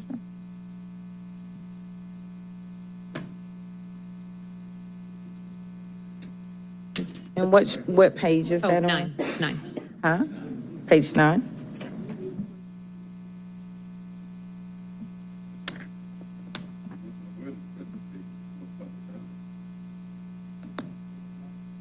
And you had a question, I'm sorry, Councilman. If you could just explain, not the poverty rate, but the current budget, the SDP, just kind of going into what those two buckets mean versus paid, committed, and the total cost piece. Right.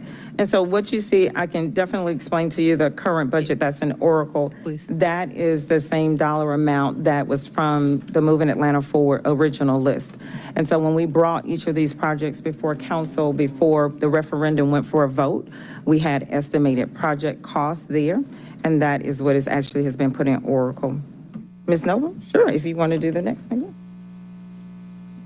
Amanda Noble, City Auditor. Just to add clarity, so as COO explained, what the current budget is loaded into Oracle, then the SDP budget are the figures that were in the strategic delivery plan.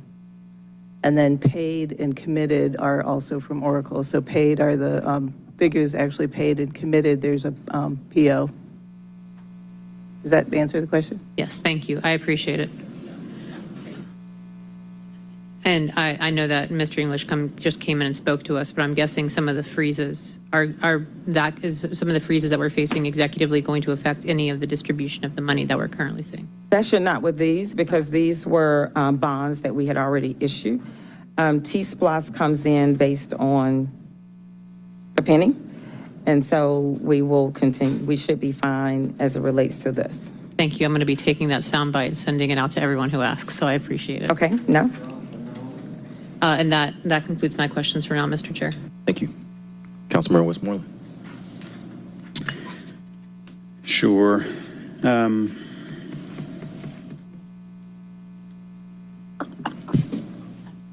think I have 3 comments more than questions. One is a thank you to the audit team. When we passed 22-0-1369 back in 2022, it was meant to help us kind of avoid the failures and mistakes that happened with Renew Atlanta and the first T-SPLOS, and so I appreciate y'all's efforts to try and keep us on track. 2, I do want to acknowledge that the reporting period for this ended in August of 2024. So it was, and why that's relevant to me at least is that it was less than 3 months after you took the role you now have.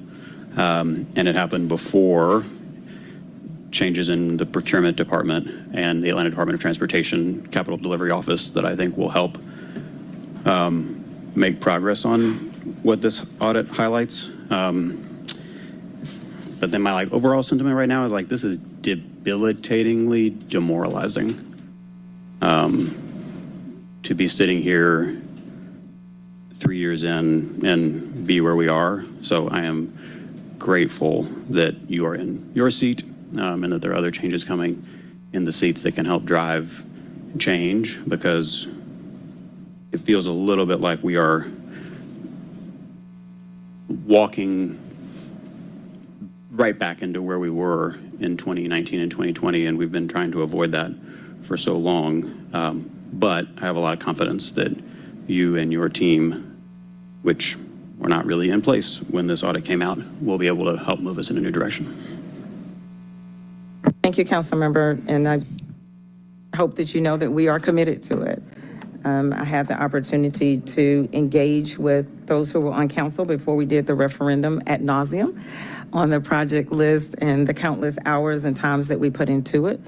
And all of the projects that are listed, we're going to make sure that we are far more equitable than we have been. As you may remember, one of the things that we did was that made sure that every council district had a minimum of $30 million worth of projects. And so we are you will see us move faster and harder on some of these projects. As I just mentioned, about 5 projects or 6 that are underway. Many of these have started within the last few months, and groundbreaking is going forward.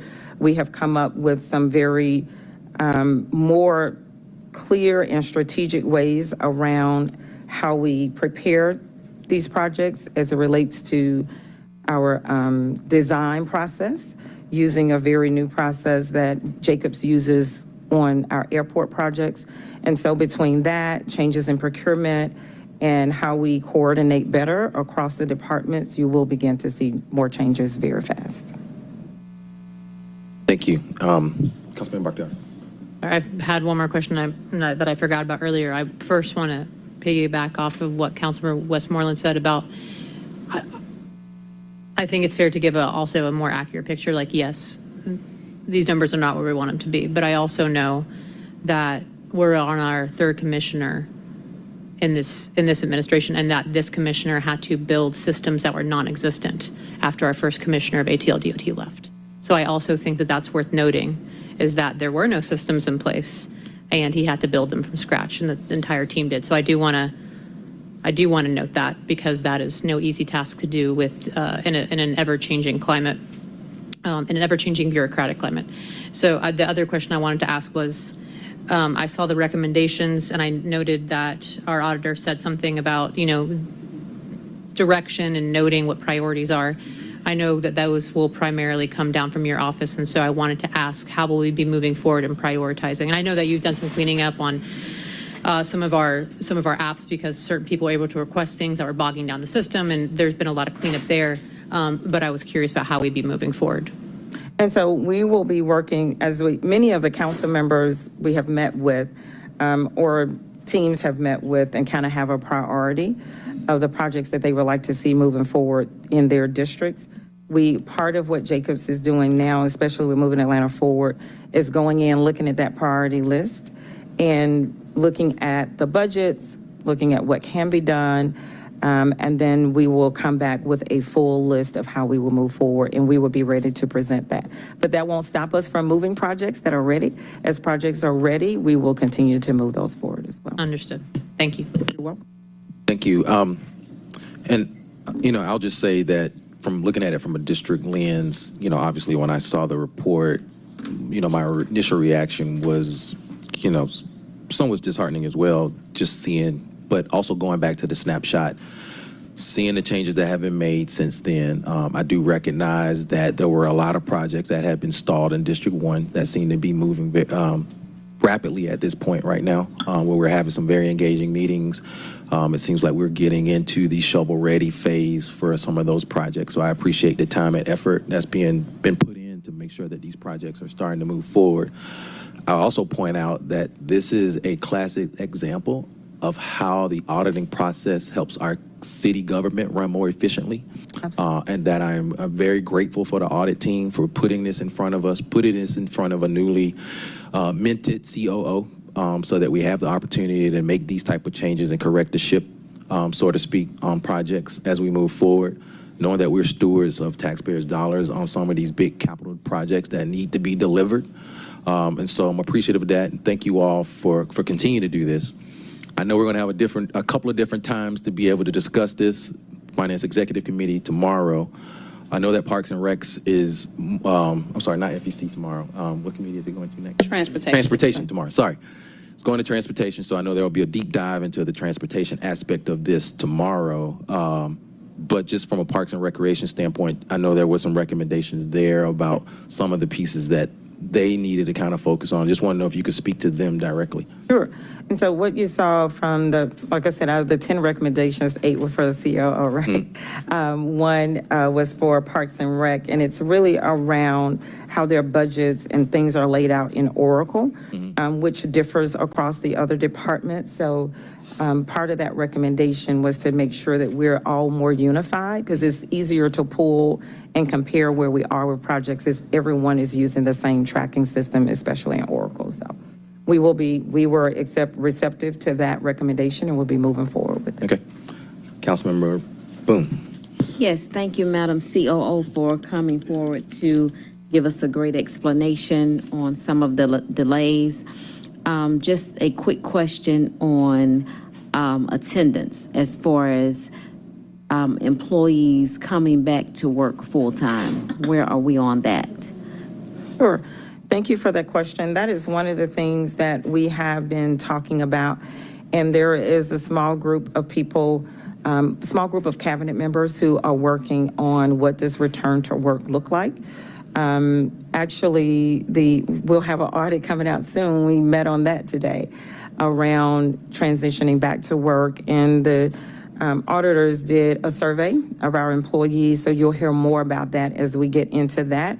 And a lot of those recommendations or fact-finding that they were able to do will feed into the small group, working group that we have of cabinet members who are working on what return to work looks like. Thank you. You're welcome. Thank you. Any other questions, comments from colleagues? So I will make a motion to accept and file. So we have a second by Councilmember Bakhtiari. Oh, sorry, it doesn't. Oh, no, we're ready. The vote is Accept and open. file is the right Yes, motion, that's correct. The vote is open.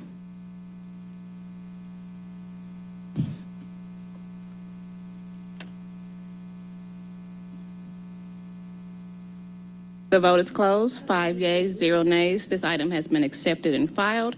It will move on to Transportation Committee tomorrow.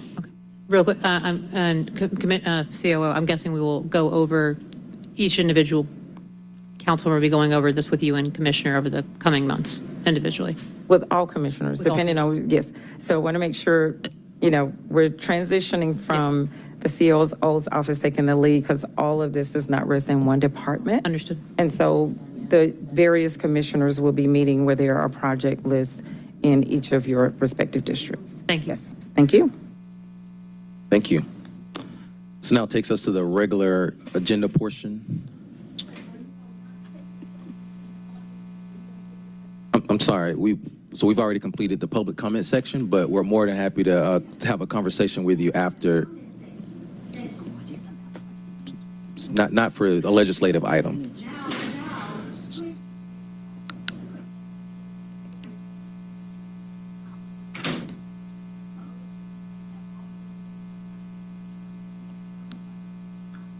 You're more than happy to go catch their COO if she walked out. I'm sorry, she just left. So if you want to go catch her or catch somebody from her staff, I'm not sure if she's standing there or not. But we can have that conversation after the.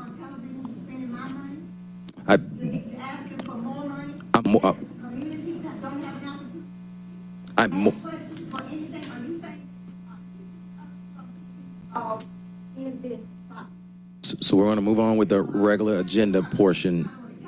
You're more than happy to stay and talk to us after we have this conversation. I'm asking a question. You are not giving us an opportunity to be involved in this topic. Now, we can go to the federal government. We can ask them to give us information under fear. You are not going to give us everything you can to keep us from having a voice in this government. I'm asking you, are you going to ask me, if you are going to ask us to leave, or do we have to sit here like Mongols and listen to what you say and don't say a word? Excuse me. So what district do you live in? I live in 11. Okay. So what we can do is we can reach out to the District 11 council member to see if they can talk specifically about project. No, she's not in this committee. So we can have somebody from her office to try to come out and speak to you. So we'll work on that. Oh, and Councilmember Bond has something.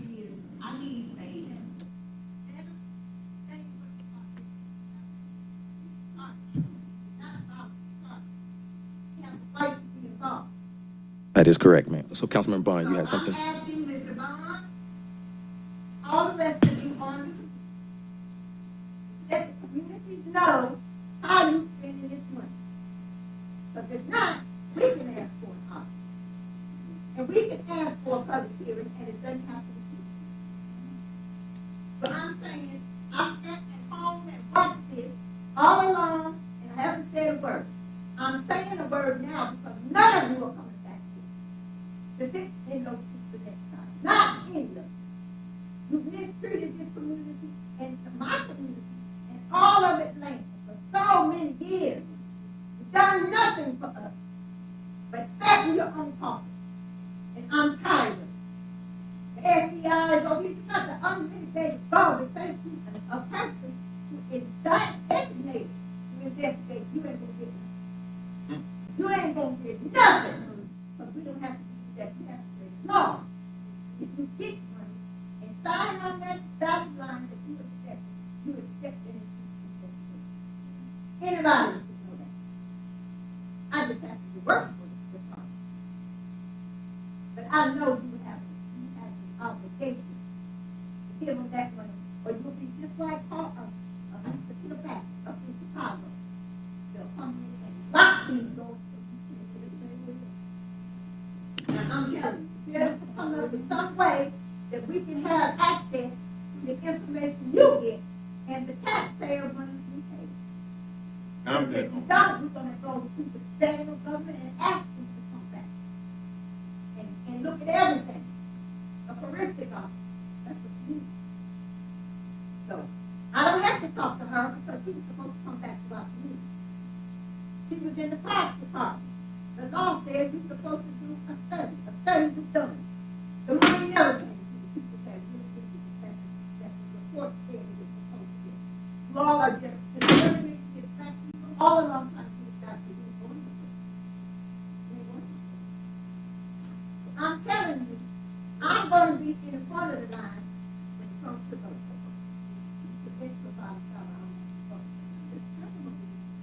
Ma'am? Councilmember Bond, you have the floor. Yeah, I want to respond to you, ma'am. The committee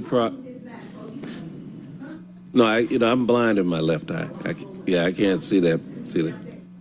Okay, I'm sorry. No, I just want to respond to you. Are you No response because I got a hard hearing. okay? Well, are you responding to the audit of the bond funds, or because it sounded like you also referenced the situation with the IG, with the Inspector Generals?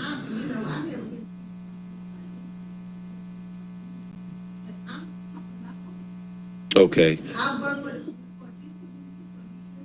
I work for the federal government for the I can investigate. I know the process. I know what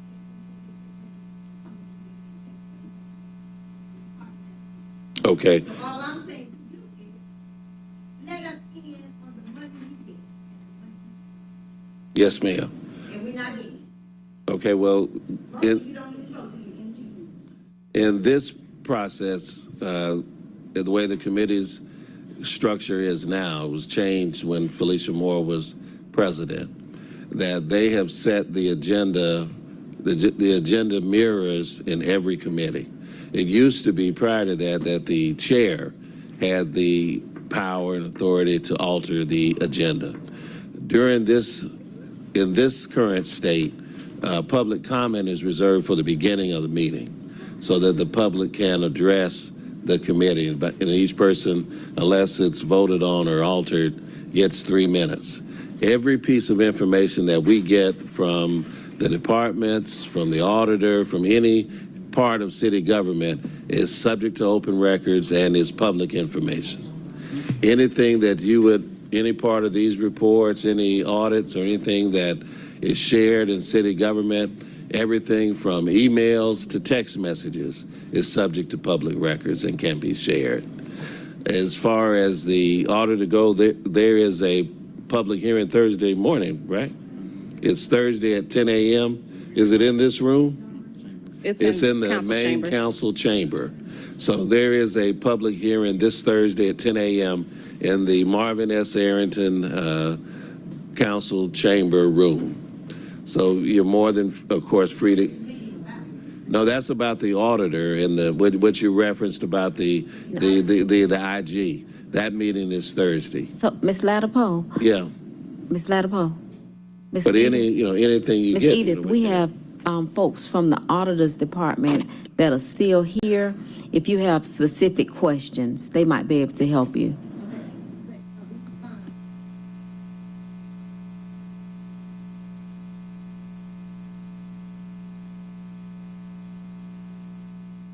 Well, that's what I was referencing about the changes that Council President Moore had her supporters on the council at that time make, so that the public commenting is only at the beginning and it's only 3 minutes. Prior to that, a chair of any committee could, with the acquiescence of the members of the committee, allow the public to speak at any time. But that is no longer the case. I didn't vote for those changes. And Ms. Latipo, I'm more than happy. Yeah. Ms. Latipo. Ms. Latipo.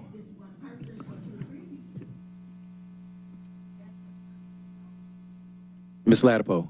No, yeah, I didn't vote for the restriction.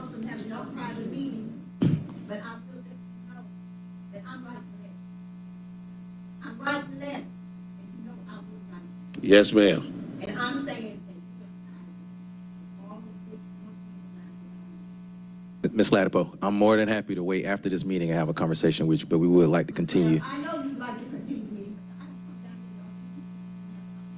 but I don't come down to the office. They haven't never talked before.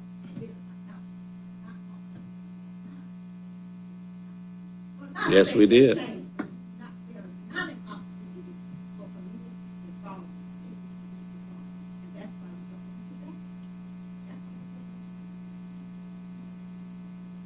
All right, that takes us to ordinances for second reading. 24-0-1658, an ordinance by Councilmember Jason Dozier to waive Section 1507006 of the Land Subdivision Ordinance of the City of Atlanta for the purposes of facilitating an acknowledgement of 1706 Browning Street Southwest as two separate lots substantially consistent with the historic configuration and prevailing plat pattern and for other purposes. Motion to approve by Councilmember Bakhtiari. I will second by Councilmember Westmoreland. Can you please open the vote?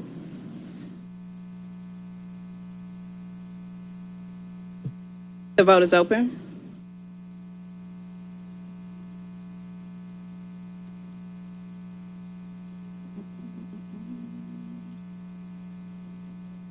The vote is closed. 5 yeas, 0 nays. This item is favorable. 25-0-1035, an ordinance by Councilmember Michael Julian Bond authorizing the mayor or his designee on behalf of the City of Atlanta to execute an agreement granting the Atlanta Development Authority, doing business as Invest Atlanta, an option to purchase the city's interest in the property located at 1029 McDaniel Street Southwest, Atlanta, Fulton County, Georgia, 30310, authorizing the mayor or his designee on behalf of the city to execute all documents necessary to consummate such transaction and for other purposes. Councilmember Bond. Yeah, I was asked by the administration to introduce this paper. So are we purchasing this property or is it being transferred to the city? Hi, so thank you, Chair. Thank State you. your name for the record. No, go ahead, Carolyn. Yeah. Thank you for giving me the chance to speak. So this is Carolyn Kovar with the mayor's office. So this is a property that would be purchased by Invest Atlanta. It is currently a city property. Okay. So the property, this is the standard process to option the property over to Invest Atlanta for redevelopment. Formerly, this property was brought through several months of community engagement with the Pittsburgh neighborhood and then MPUV, wherein we developed a preliminary redevelopment plan and a rezoning for the property. We rezoned that property from R4B to RLC last November. That received a vote of approval from Pittsburgh, as well as MPUV and the zoning committee for this redevelopment plan. And then in order to take and bring that redevelopment plan to procurement to draft an RFQ for a developer to come in to redevelop the property, it would go over to Invest Atlanta. This is a process that has been used in the case of 104 Trinity and a number of other public land properties. So this is the standard procedure we've done to operate other properties as affordable housing, as well as commercial and retail space. Well, I thank you for the explanation of the process, but that's not the issue. The project itself is not the issue. The issue is between governmental agencies. My belief is that there should not be a purchase, right? We should convey the property. So this is, it's technically stated as a purchase, but it is, if you read through the legislation, it's $1. So it's essentially a conveyance. This is just the process that we've been advised by city law to follow. In this case, we use it also with the Metro Atlanta Land Bank. So it is in all essentially a conveyance, except for the fact that for the process legally, it is $1 purchase, and that is that's reassuring to know, because a few years ago, when the city errantly gave the Civic Center to Invest Atlanta, then Invest Atlanta sold it to AHA for $20 million. That should not have occurred. And so I didn't want my name on a piece of legislation that followed that process. Right. Being the father of Invest Atlanta, I did the legislation that created it. I don't want to see it doing things that it ought not do. Right. So thank you for this clarifying is that. in accordance with that development authority's law. It's the process outlined there. So absolutely, we are. Right, because between these governmental entities, there shouldn't be a purchase or exchange of money. That's money that could go into adding to, you know, affordable housing and many, many other things. Right. This is Thank you, Mr. Chair. Thank you, Councilmember Bond. Any other questions, comments from colleagues? Got a motion to approve by Westmoreland. I'll second. If you can please open the vote.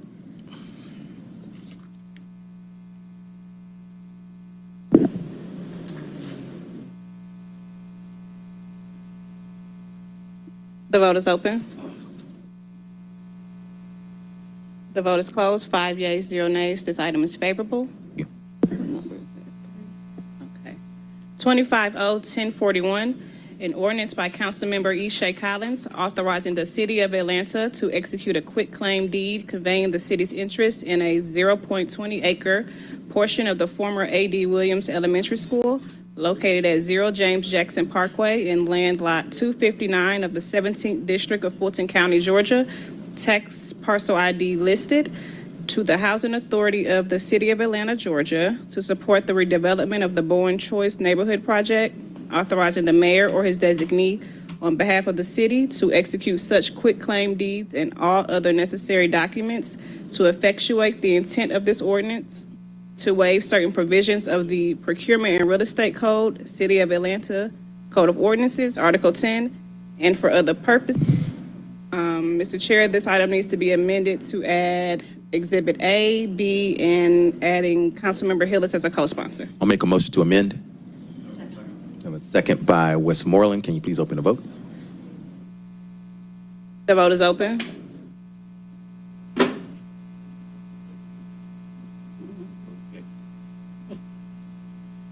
You can list the Ms. Yeh in there.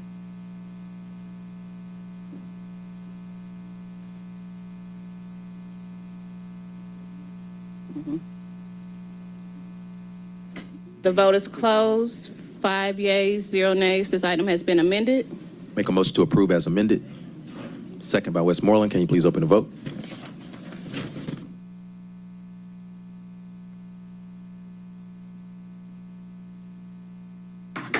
The vote is open.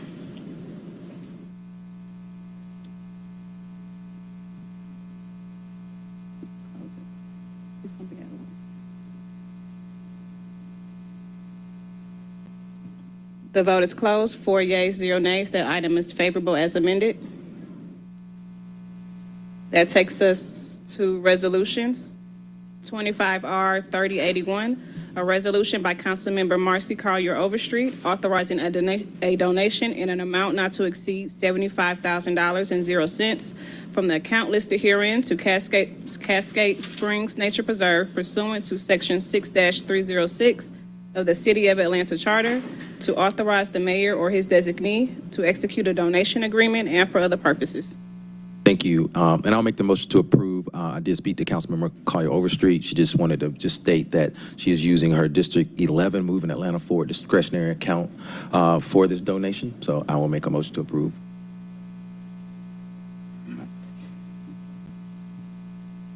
The vote is open.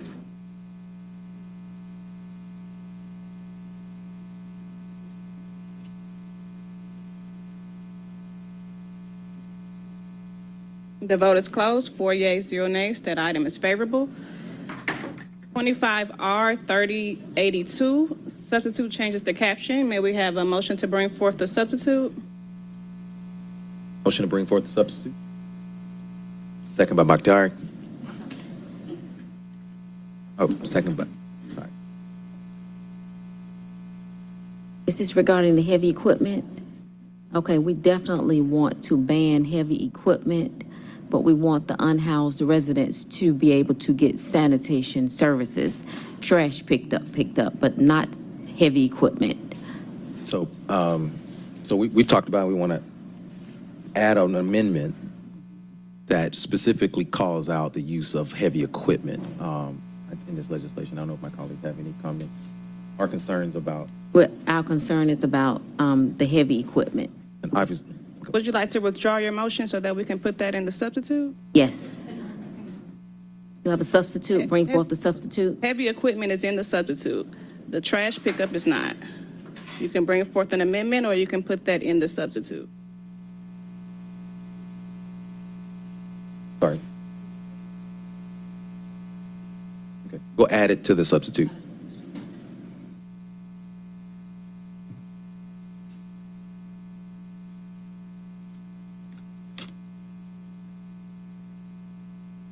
All right, what's the language you would like to use? We want to ban heavy equipment around homeless encampments, but we would like for them to receive trash pickup and be able to clean up and keep the area sanitized. Okay, that has been added to the substitute. Now, may we have a motion to bring forth the substitute again? Make a motion to bring forth the substitute. Second.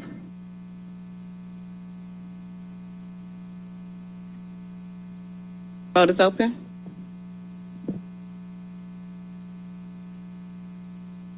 The vote is closed. 5 yeas, 0 nays. The substitute is before you.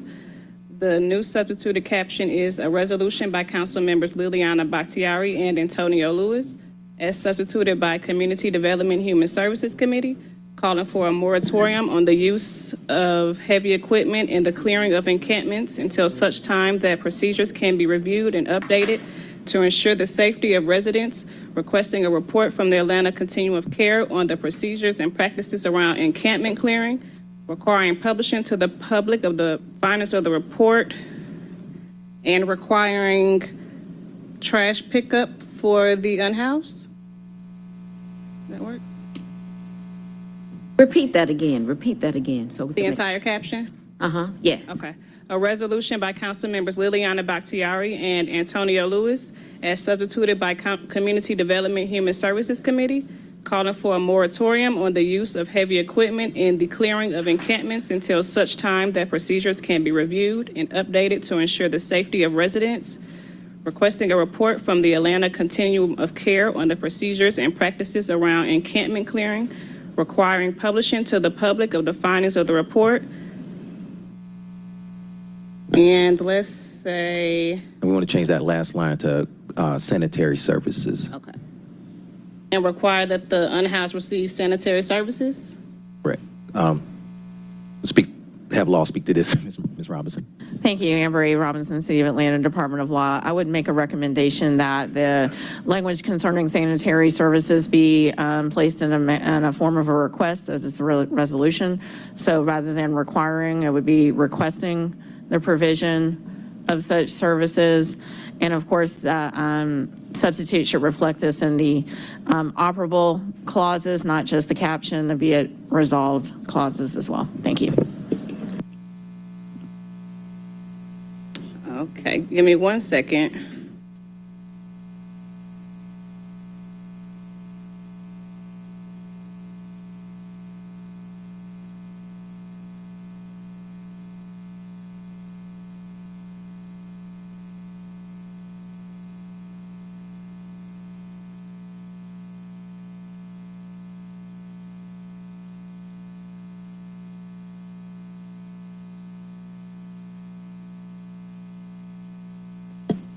Okay, the new caption would read, a resolution by council members Liliana Bakhtiari and Antonio Lewis, as substituted by Community Development Human Services Committee, calling for a moratorium on the use of heavy equipment and the clearing of encampments until such time that procedures can be reviewed and updated to ensure the safety of residents, requesting a report from the Atlanta Continuum of Care on the procedures and practices around encampment clearing, requiring publishing of the public of the findings of the report, requesting sanitation services to the unhoused and for other purposes. And a subsequent resolve clause will also state that we are requesting sanitation services for the unhoused.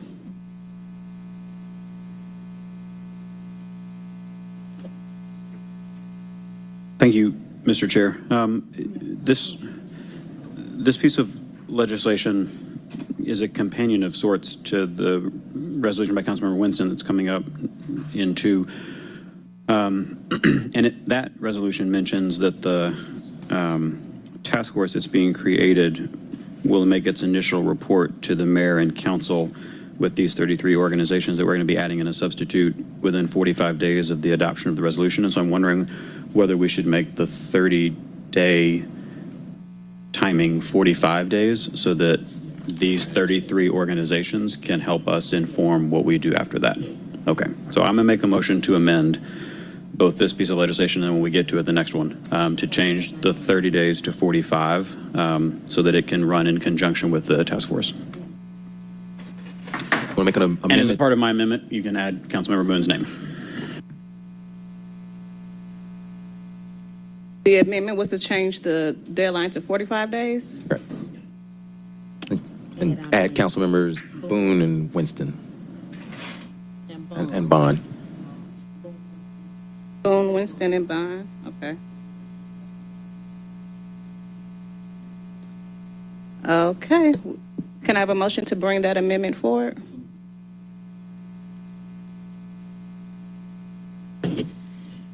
The vote is open. The vote is closed, 5 yeas, 0 nays. That item has been amended. If you all are okay with the current substitute, can I have a unanimous consent motion to bring it, to include all those changes?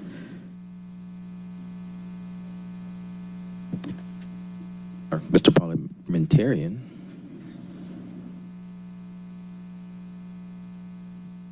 Real quick, I want to make a clarifying point while this occurs. I want to make it very clear to the task force because to Housing Justice League and the other organizers who have worked so hard on this. And I know you are having a meeting with the administration tomorrow. I want to make it very clear that the intent is to come back. And if I need to do legislation to extend, I absolutely will. I will be deferring to you. I will be deferring to the experts on this, which in large part I consider to be you all. So I wanted to make that very clear.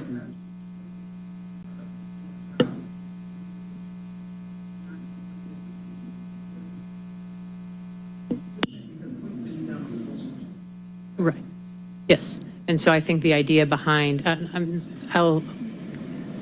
you want to address that or do you want me to? Let's take our motion. Let's take our proper and motion first. Sorry, the motion would just be to adopt as substituted as amended. So I think we had that motion by Councilmember Westmoreland. Approve. Okay. So I'll make a motion to approve as substituted and amended. Yes. Is there a second? Second. Can you please open the vote? The vote is open.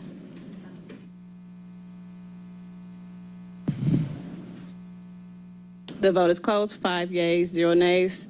This item is approved on substitute as amended. Something like that. Councilmember Boone, do you want to speak to? Just wanting to be clear that we are banning heavy equipment at this time during the cleaning and clearing of the unhoused population. We want to make sure that we're not using any heavy equipment, but they will receive trash pick. Thank you.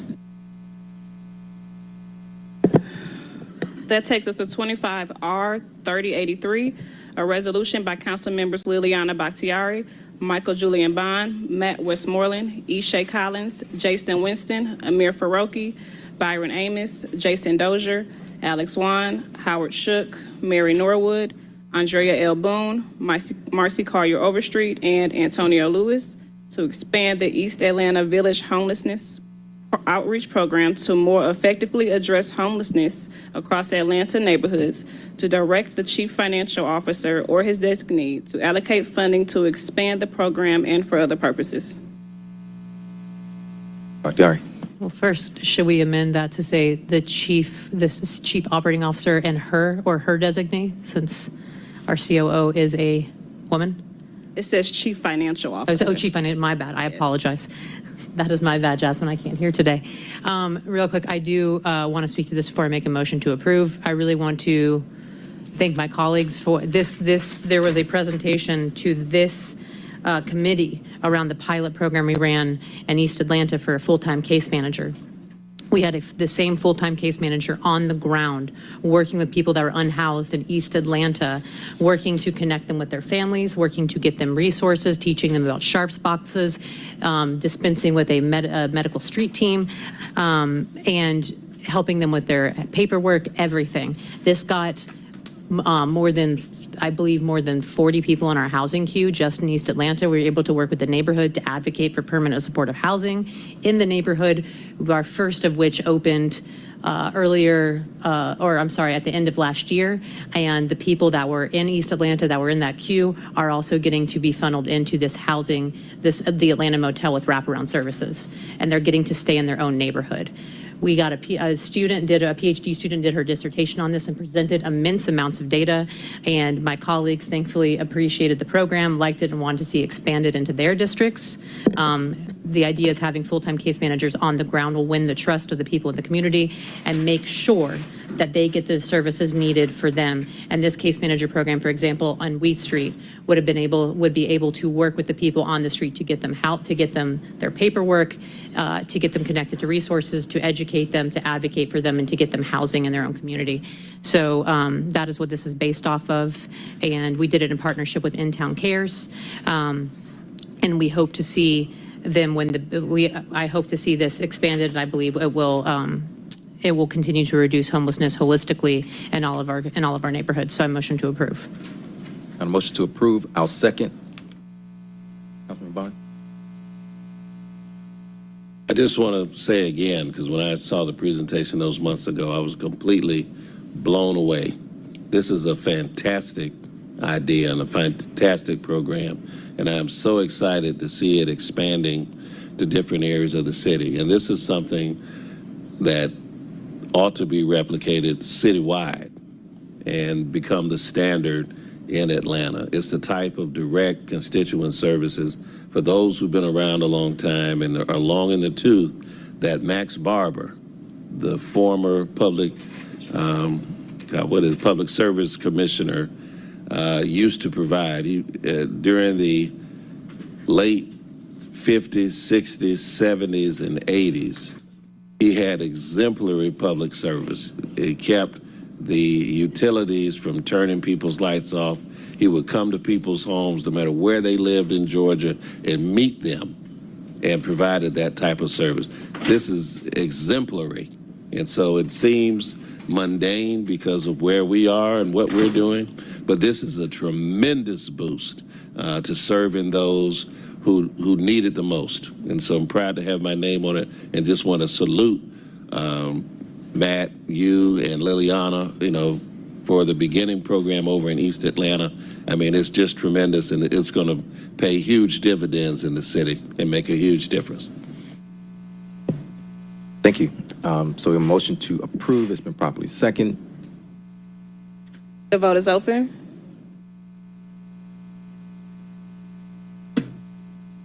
The vote is closed. 5 yeas, 0 nays. This item is favorable. 25R 3086. The substitute changes the caption. May I have a motion to bring forth the substitute? Motion to bring forth the substitute. Second. Second by Bakhtiari.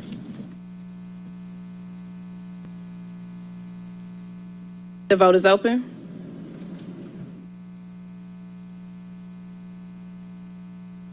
The vote is closed. 5 yeas, 0 nays. The substitute is not before us.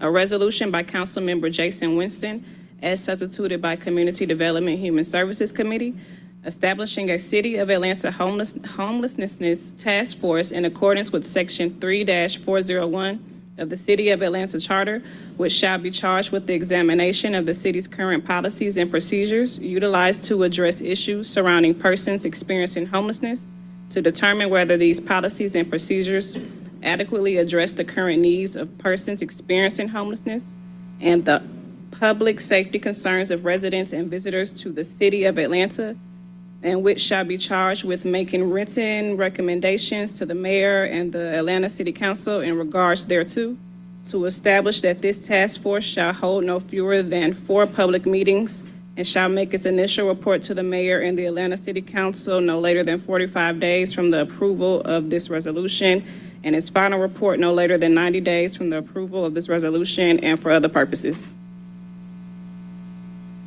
Thank you. I'm going to bring up Shatika Ellison to speak to this legislation. Yes, hi everyone. My name is Shatika Ellison, Director of Special Projects in the Mayor's Office. So the purpose, like Jasmine just mentioned, of this is to have a more coordination between all of the organizations that touch any type of homelessness work in the city.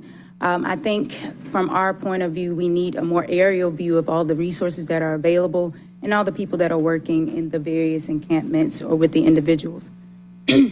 So the purpose would be to create some SOPs regarding clearing and cleaning encampments, outreach services, family reunification, medical and mental health, and also just engaging the community more in the work that we do. I wonder if we should add a rise.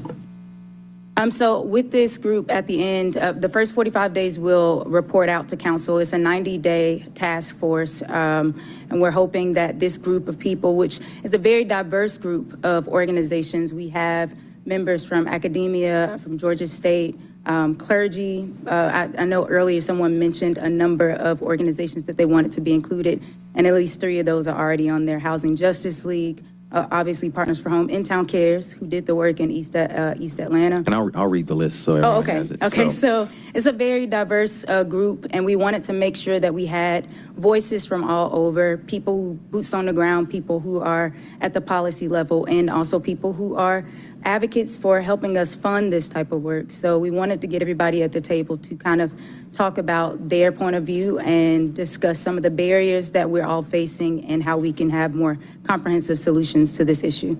And I just want to take a time to just read members that we've asked to be part of this task force. So we have the City of Atlanta's Mayor's Office, Atlanta Police Department, City of Atlanta Department of Public Works, Georgia Department of Community Affairs, Georgia State University, Fulton County, Invest Atlanta, Atlanta Housing, Central Atlanta Progress, Atlanta Downtown Improvement District, Atlanta Committee for Progress, Partners for Home, Gateway Center, In Town Cares, Safe House, Hope Atlanta, Housing Justice League, Restoring One's Hope of Atlanta, Georgia Works, Beautiful Closet, Church of the Common Ground, Antioch Urban Ministries, Antioch Baptist Church North, Central Outreach and Advocacy Center, Traveling Grace Ministries, Wheat Street Baptist Church, Ebenezer Baptist Church, Salvation Army, Mercy Care, Atlanta Dream Center, Hosea Helps, and You First. So just wanted to run down the list of folks. We've brought a very diverse group of people that we hope can help us, make the right recommendations as we move forward and find a way that the city can continue to do encampment closures in a very humane way. That takes into account the individuals on a human level. And so I'm glad to see that, and I know some of my colleagues may have any questions or concerns that they want to address. Westmoreland. Sure, I just, to remain consistent with the other piece of legislation, I was just going to change the number 30 to 45.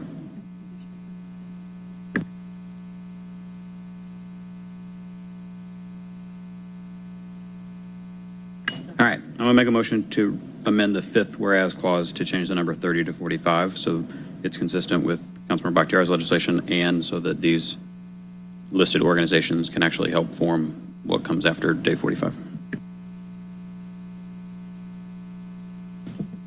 We have a motion to amend. We have a second by Councilmember Bond. The vote is open.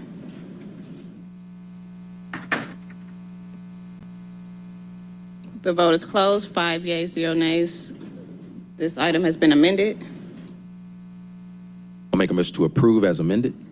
I have a second by Councilmember Bond. Can you please open the vote? The vote is open. The vote is closed. 5 yeas, 0 nays. This item is favorable on substitute as amended. Thank you. Thank you all. We appreciate it. We look forward to working with you and members of the task force. So thank you. This takes us to papers held in committee. We have 3 items coming off. The first is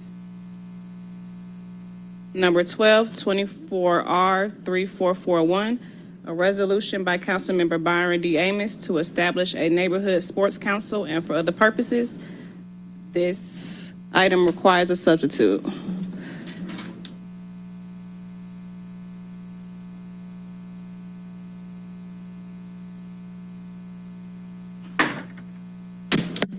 The vote is open.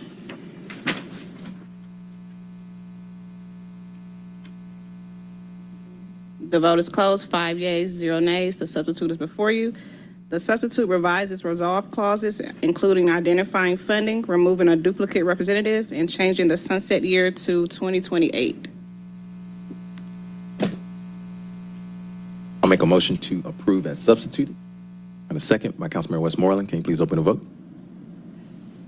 The vote is open.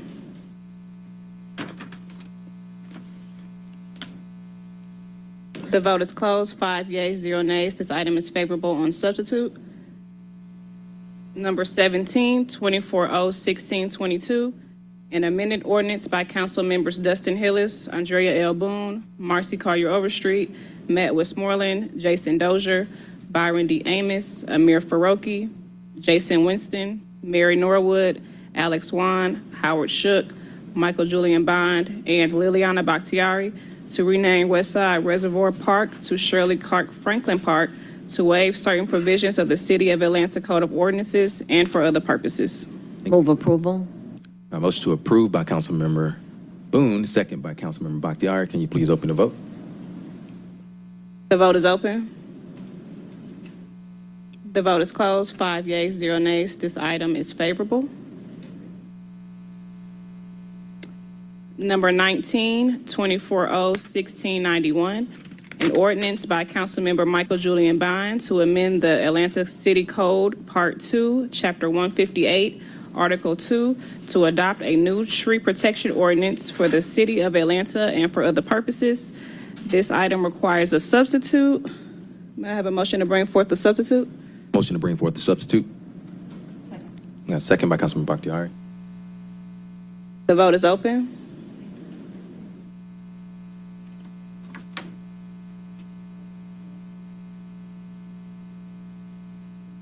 Will everyone please vote?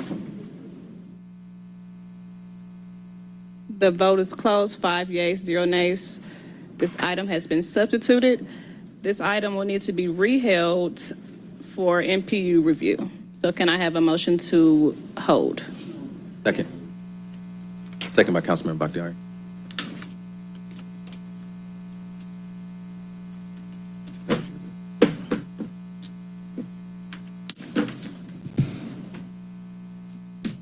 Can you repeat the mover, please?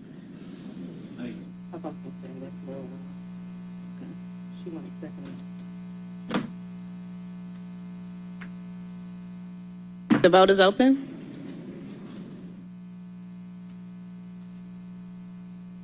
The vote is closed. 5 yeas, 0 nays. This item is held in committee.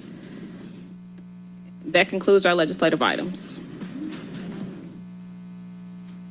Yes, so just want to remind everyone that we will have a, sorry, 1 second. Oh. No, no one told me about that.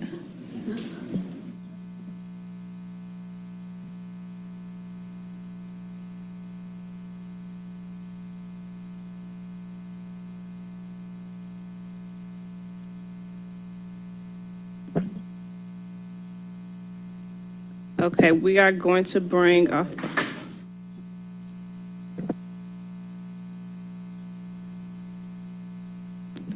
The department requests to bring off of hold 2401687. This is the short-term rental license requirements. Is that the correct paper? And do what with it?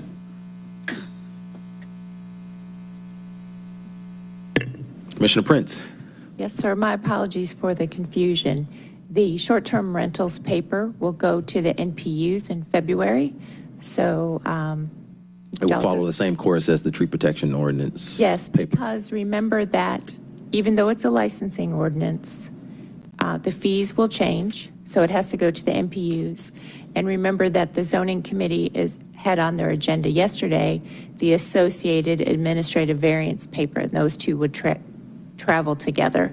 So the zoning paper has to go to the MPUs. This will go with them so that with that paper so that there's no confusion about the big picture. So are we bringing off held to add substituted language is the question?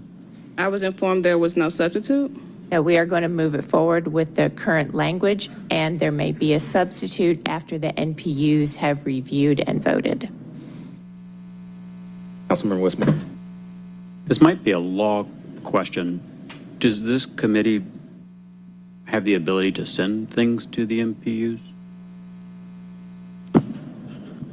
So this committee has the ability, Amber A. Robinson, City of Atlanta Department of Law. This committee has the ability to send things to MPUs for review pursuant to, I believe the section is 2-45, which might be necessary in this particular ordinance due to an increase in a fee that is proposed. And so if there is a fee increase or a fee change or a fee establishment, those are required, the paper is required to go to MPUs for review. That's separate from any MPU review that might occur as part of a zoning or ZPL process. So the motion would be to refer to MPUs. Just never seen that. Not in a zoning committee. I mean, I would say this, if the paper is held, which I believe it is, if there is a desire to go ahead and send it to the MPUs, that did not require the council to vote to do so. It could have already been sent to the MPUs, so, I mean, the vote of this committee. So it will just continue to be held in committee and can be It's sent. my understanding, if there is no substitute or amendment to be brought forward, and I apologize, but I'm unclear as to the request to bring it off of held. Thank you. Sorry. And thank you, Commissioner. I know that you're doing what you need to do. I suppose my question again is for law or the parliamentarian or someone, because there are amendments I would like to propose for this paper, and I don't know when that is supposed to take, or to discuss, and I don't know when that is meant to take place. Councilmember Bakhtiari, we believe that we will receive a lot of feedback on this ordinance as it moves through the process. And as we hear from people in the community and the industry and so forth, I think it's likely that we will have a substitute ordinance at the end of the NPU review. Okay, and please forgive my ignorance. Remind me again how long that approximately takes? So it will come back to you at the end of March. Okay, and so we are allowing them to review the paper in its current form, and then when it comes back at the end of March, we'll have the ability to discuss and potentially amend? Is that what it is? Yes. Okay. That's what we will do. Ms. Robinson, did you want to? No? Okay. Okay. So we just made a motion to hold the tree protection. Yes, So there should be no course of action here for this paper. Well, the reason I came up was because I wanted it to be known that it was going to go to the NPUs for review, and I just wanted to make that clear, and my apologies if I did not fully understand this. We have the two related ordinances going through two different committees, and they're both going to the NPUs, so just wanted everybody to be clear on what was happening, not trying to create extra work for everyone. Commissioner, thank you. And I just want to clarify again, because for my constituency and people that have asked me about this, is that no, this is not being adopted today. It's just going through its process. This will come back at the end of March, where we will be able to have additional discussion. This is just a period of time for the communities at each of the MPUs to weigh in. Understood. Thank you. Thank you. Now, we are at the end of our agenda. Do you have any parting words or comments from colleagues? Yes, I would like to offer condolences to retired Judge Andrew Hairston, who passed over the past week. He was a member of the Chalet Payton Community Association, and a street, Mr. Bond, what street bears his name in Vine City? He was the former pastor of the Simpson Street Church of God in Christ, and also appointed to the bench by the Honorable Maynard Jackson. So we would like to offer condolences to the family of the Honorable Andrew Harrison, who was solicitor at one point in the City of Atlanta Court. Councilmember Bond. Yes, I want to also add my voice to that. I worked with Judge Harrison through my role when a lifetime ago when I worked in the Corrections Department and was assigned the officer for arraignments between the courts and the jail. But got to know Reverend Harrison as a fixture in the community as the pastor of the church. He ascended in his presence in the community after leaving the bench, oddly enough, and became a real stalwart in serving the community and the least of these. I also want to extend condolences to the family of Reverend Eric Terrell. I'm sure somebody probably mentioned him during public comment, but he has passed away. And I knew him for decades and decades, and he was a disciple of Reverend Hosea Williams and part of the Red Shirt crew, and actually got a medallion from Jose, which was a sure sign that you were doing something on behalf of the least of these in Atlanta. We had the privilege of honoring him at City Hall a few years ago, and just want to extend our deep condolences to his family and friends. He continued to work and advocate for people really up until his last. So just wanted to uplift his name here today. Thank you. And with that, we stand adjourned.